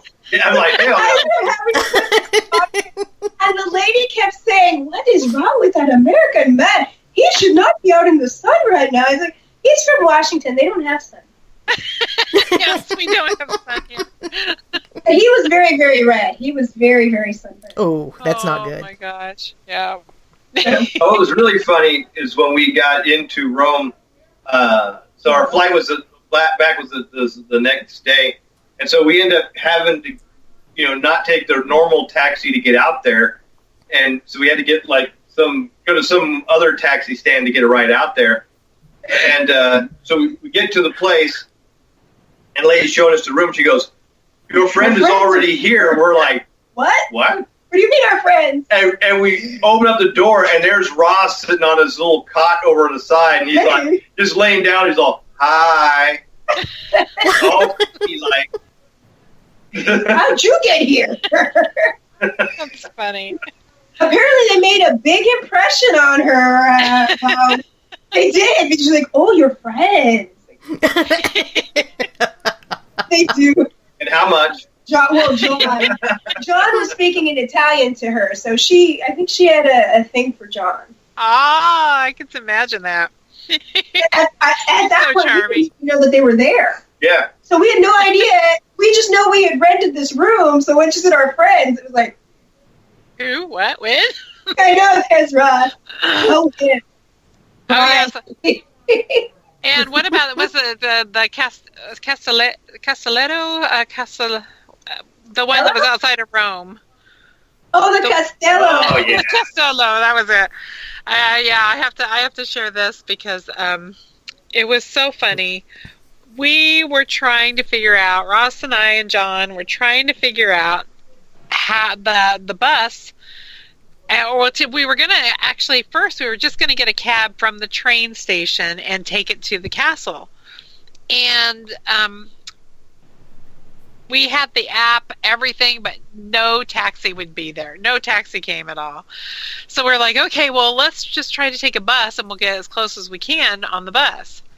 So we finally figure out, get on the bus, and it takes us maybe about 1.5 miles or so away from the castle. So we're like, I don't know what to do. We can't, the app isn't working to get a taxi, so we're like, we're just going to have to walk. And by then it's probably, I don't know, 90-something, 110% humidity. There's mosquitoes. Yes, there's mosquitoes biting every part of me. I mean, I was so grouchy. Just walking along this, we're dragging the suitcases, I'm like, John and I and Ross were all like, yelling at each other. Like, this is ridiculous. And so finally we get to the castle. I mean, covered in sweat, just feel like so awful. And first thing the guy behind the counter says is, "Oh, you walked? Where did you walk from?" And, we told him. And he says, "Well, if you would have called us, we would have picked you up." God bless it! What we did. Yes. And then they got yelled at because, didn't he, give you a stern talking to about letting us walk or something that you should have? I got yelled at by a lot of people. Once they figured out that someone could understand, it was just like... Anyway. We got a lot of yelled at by people.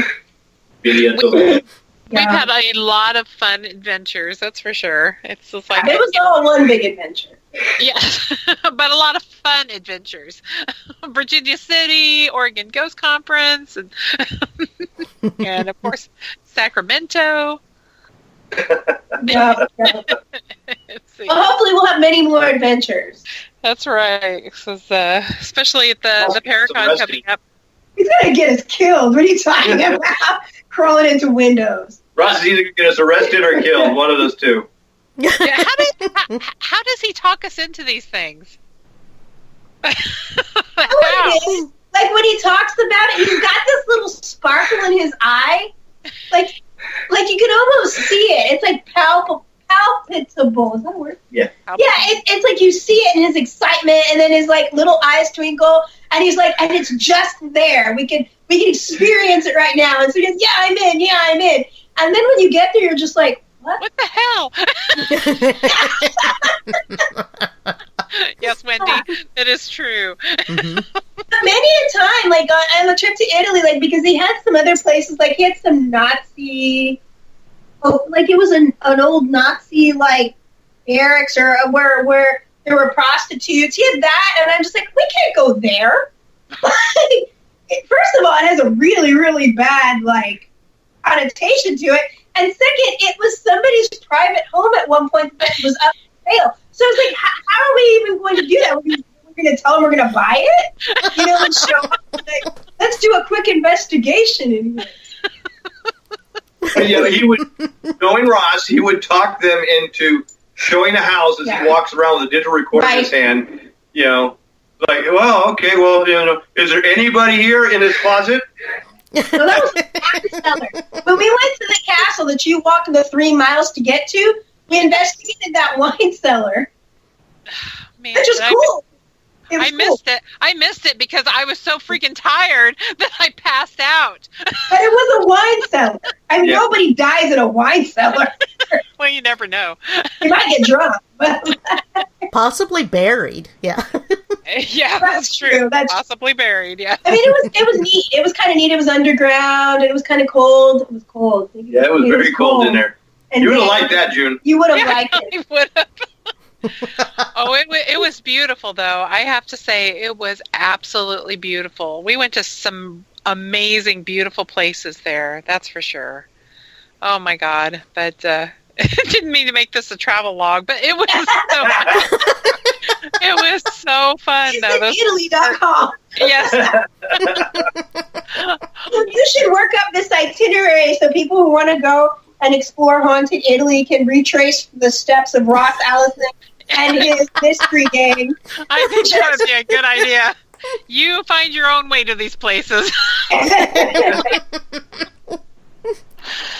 Oh, God. Okay. Well, maybe okay. I guess we'll get back to, since we just have about 10 minutes left or so. I guess we'll get back to the Paracon that's coming up, and how can people get tickets? How can people find out more about it and what they want, and all this stuff? Well, that's easy. Getting tickets, all you got to do is go to PrestonParacon.com. Or if you go to our Facebook page, which is, what's the name of our Facebook page? Preston Castle? The Paracon Facebook page. Preston Paracon. Or just said the PrestonParacon.com. Pay attention, Tim. Wake up. Tim fell asleep during our talk. Sorry, Tim. I think it's like Castle Spirits presents... Preston Castle Benefit Paracon presented by Castle Spirits Paranormal. If we could make that longer, we would. They can just do a search for that, Yeah, they can search for that. We probably need to shorten the name. just a wee bit. But yeah, we still got plenty of tickets available. We're going to sell tickets at the gate as well. Really, and the great thing is we're all volunteers. Right. So, all the proceeds going to the castle, to its restoration and all that. So you're not dealing with an event firm that's setting this up. You're dealing with people who actually are there to help restore the castle. That's awesome. Yeah, like I said, once you go see that, go, if you don't know anything about Preston Castle, actually go on YouTube and look up a lot of the videos from people have posted, and it's really fun. Sometimes you can get down a rabbit hole, though. You start watching one of them, and then pretty soon you're watching the movie about the haunting of Preston Castle. Like, what the hell happened? Or Bedeviled, yeah. Or Bedeviled, yeah. Mm-hmm. It's been on all the major shows. It's been on Ghost Hunters, Ghost Adventures, My Ghost Story. What other one? Pretty much all of them. If you want to see Ryan in the video, you can see him on Low Files. Yeah. First episode. Yeah, the pilot episode of Low Files. They were at Preston Castle. That was interesting. Yeah, I actually had to buy that episode just because you were on there. So I was Aww. I was definitely less shaggier then. That's right. Less beard. Yeah. It was a lot of fun. The funny thing is, we sit there and we tell them, like, I don't know why they kept going underneath the stairwell, because we told them that's not where Anna was found. But he wanted to go there anyways. And what they don't have in the video is that when they're in there and they're talking about, this is where Anna was at, I'm in the hallway going, that's not where she was. Is that a ghost? Is that a ghost? And they're using, so somebody brought for them to use is those periscope devices, and I am not a fan of the periscope devices. They're so pretty. Yeah, pretty lights. They're really pretty, though. So, yeah, they really are pretty. You have to look that up, Wendy. Sure. By trade, I'm a software engineer. I dabble in electronics and stuff like that. I do. I dabble in electronics. He does a lot of dabbling. Yeah. So, I've always looked at the periscopes as they're kind of twitchy. I've seen them go off when people just tap a table, and I'm like, for something that's reading, like static electricity, reading static electricity, I'm like, why is tapping the table affecting them? True. And so a good example is the younger son, Jonathan. We're up on the 4th floor, and they've got a couple chairs and a board, and they've got a periscope on it. And we're just kind of taking a break while they're trying to figure out where they're going to have the cameras and everything. And he puts his arms up to stretch, and when he does, the periscope lights up and just full bore. And he's like, "Oh my God!" And he puts his arm down and he points at it. He's like, "Anybody see that?" And when he does that, it stops. He's like, "No, what did it do?" And he goes, "Oh, it just lit up." And so he goes back and he stretches, and it lights up again. Now he's 3 feet away from this thing. Wow. And he puts his arms up, and it lights up, and he goes, "Oh, there it goes again." And as he points at it, it goes off. It stops lighting up. Yeah. And he goes, "Wait a minute." And so he starts raising his arms. It lights up. He puts his arms down. It goes off. He raises it up, and he's like, "What the hell?" And I'm sitting in the hallway and watching this whole thing. I go, "That's why I don't like the periscope." Yeah. No, those things are tweaking. While you're focused on the pretty lights, you're missing everything that's happening. Lights, but the lights in the periscope actually light up the color I've asked for. Oh, that was interesting. Where it's like, I want green, I want to see blue, I want to see red, and it would light up just those two types that were. So I personally think it's a very interesting, regardless of whether you're recording anything, whether it's actually indicating that there's a spirit present or not. It's a very interesting piece of equipment in that you're looking at more than just one color blipping light. So it keeps you visually awake, just waiting for the rainbow flavors. Like the rainbow. Taste the rainbow. I like Skittles, right? I like it. I think it's a neat instrument. The things I usually bring for like the public investigations, I've got a whole bunch of ghost meters. If you don't know what those are, those are the ones with the little, they've got the old analog meter in them. And, but they flash and they beep, right? When you reach a certain. And I like it because they're analog, and which means there isn't like all this sampling that's going on like you have with the millimeter or the K2s and stuff like that, which then are averaging the results. These things are just raw. Right. But when you get like a group of people who've never done this before, and I'll put like a ghost meter in their hands, we walk into the castle, and they're all staring at this meter. Like this meter is going to save their life. And then, so one time, we bring this group, and they were like a veterinary clinic that decided to do this for fun. And each one of them's got a ghost meter in their hand. Well, there was a ground fault in one of the exit lights.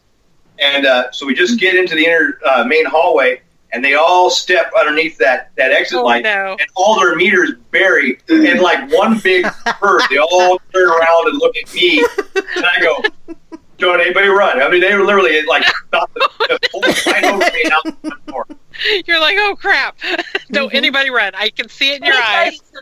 Let me tell you something about Ryan. When he came with his group, He comes with every piece of equipment possibly known to man. The newest, the equipment was just founded last month. He's got it, right? So he comes with all this stuff with that big old vest and everything in every pocket and holsters, and all his people come ready to record everything. And then when it's time to investigate, he pulls out this teeny, tiny little pendulum.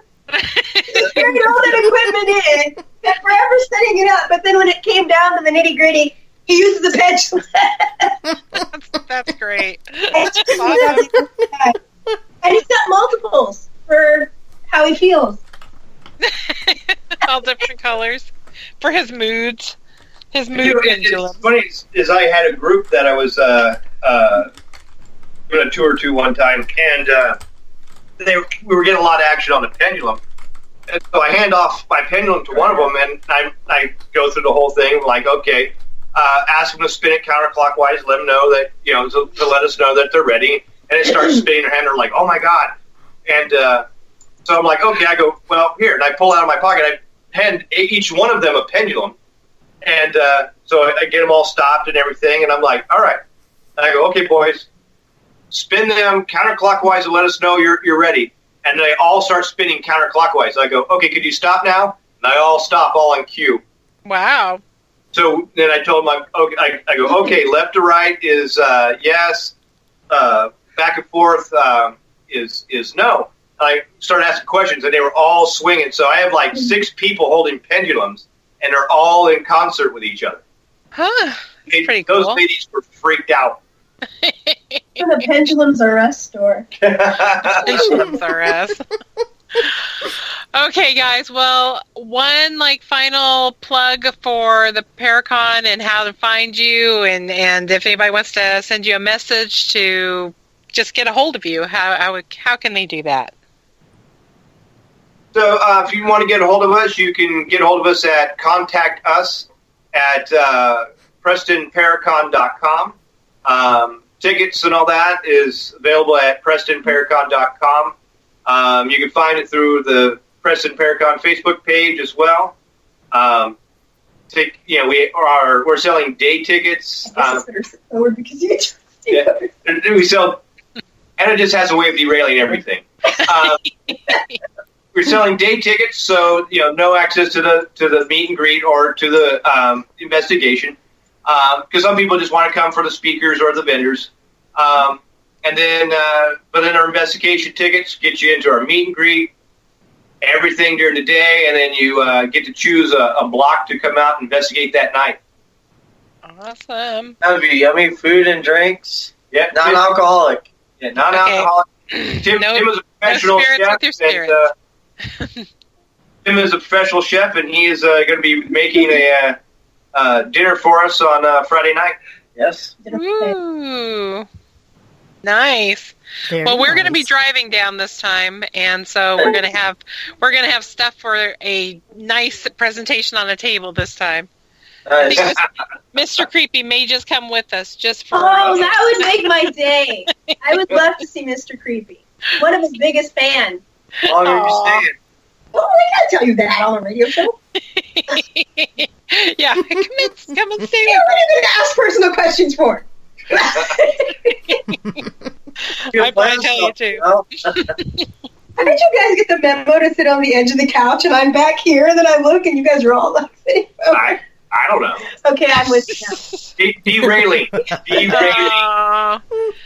Well, thank you guys so much. Thank you. We love you guys. We just love you and love to hear all your stories of Preston Castle. And if anybody is interested, it's really fun. It's really not that far of a drive from Seattle. 12 hours. It's a hop, skip, and a jump. We're closer to Barkerville. Yeah. Well, that was 10 hours. We're easier to drive. It's a beautiful scenic route. Yes. Mm-hmm. It really is. Yes. I have no doubts. But thank you again, and I can't wait to see you guys in June. I'll be in June. Woohoo! We're excited to have you back in California. Yay. Yay! And at the castle. I guess you can bring Ross this time. Yeah, I thought I'd bring him. Make him do part of the drive. Yeah, definitely. I love you, Ross, just in case you watch. Thumbs up, right? Yep. Exactly. All right. All right. Well, next week we have Dash Beardsley of the where is he? Galveston Island Ghost Tours, and Fun. yes, definite fun. Is Brian going to be with him? Yes, and Brian Trebig will be on as well. So yay! And we've got a whole lineup of really great guests. I know June probably, she's going, oh boy, but No, I'm excited. Oh, good. Well, yeah, we've got some cryptid experts. I love a good cryptid. Awesome. Yes, I do. And anyway, we want to thank Carly with Crimson Cloak Publishing for allowing us to broadcast on her network. Thank you so much. Yes. And I don't have much else, June. What about you, kiddo? I'm pretty good too. I'll probably report on our amazing investigation this weekend and all that stuff. So excellent. For our next show with Dash. I always love that name, Dash Beardsley. Sounds like an action character. He's dashing. I think he plays up the role. Okay, cool. All right, Wendy, what are you going to take us out with? Jacob's going to get you a hodag to cuddle. What's a hodag? I was going to ask you. Sorry, I couldn't see the chat tonight, so I probably missed out on a lot. Yes. Well, we want to thank our wonderful guests and our wonderful listeners and people in chat as well. It helps it all be good. You'll send us a link. Yeah, I thought maybe I'd play Adam Jensen's The Mystic on our way out this evening. What do you think? That sounds great. Okie dokie. June, woohoo! June. Thanks. Thank you. Bye. Bye. Full of spiders in a hat that isn't here, in a room full of lighters, all my demons reappear, broken cigarettes and bullet holes, one more to the chest and I'm alone. Nothing gets me any higher, and nothing ever will. Tried to stay sober, tried to stay clean. Wake me when it's over, like a bad dream. Mama doesn't call, sister never writes. Bet you they would laugh if I called to say goodbye. No one's gonna worry and notice when I'm gone. No, they won't know I'm missing till they pull me out the mystic.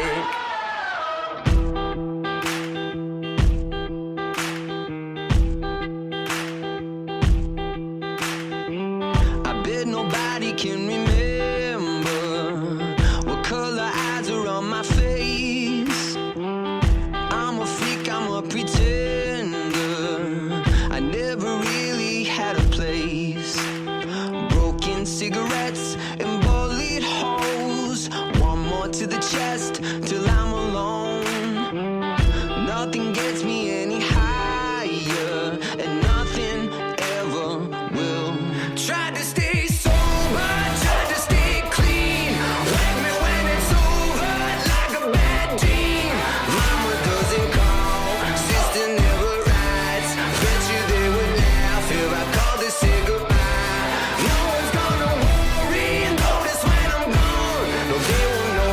until they pull me out the mystic. Tell the preacher not to pray. There's no angels where I go. Only pieces that are broken, scattered dreams across the floor. I'm home. Tried to stay sober.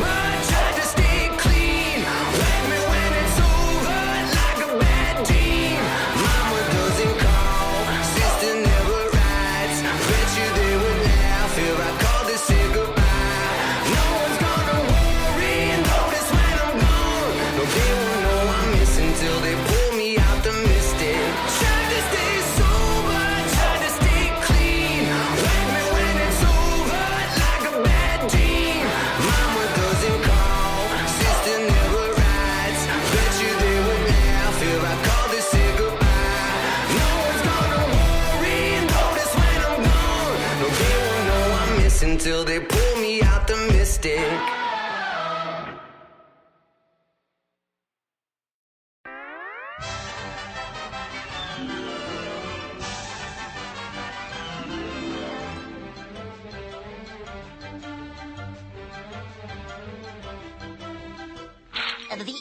That's all, folks.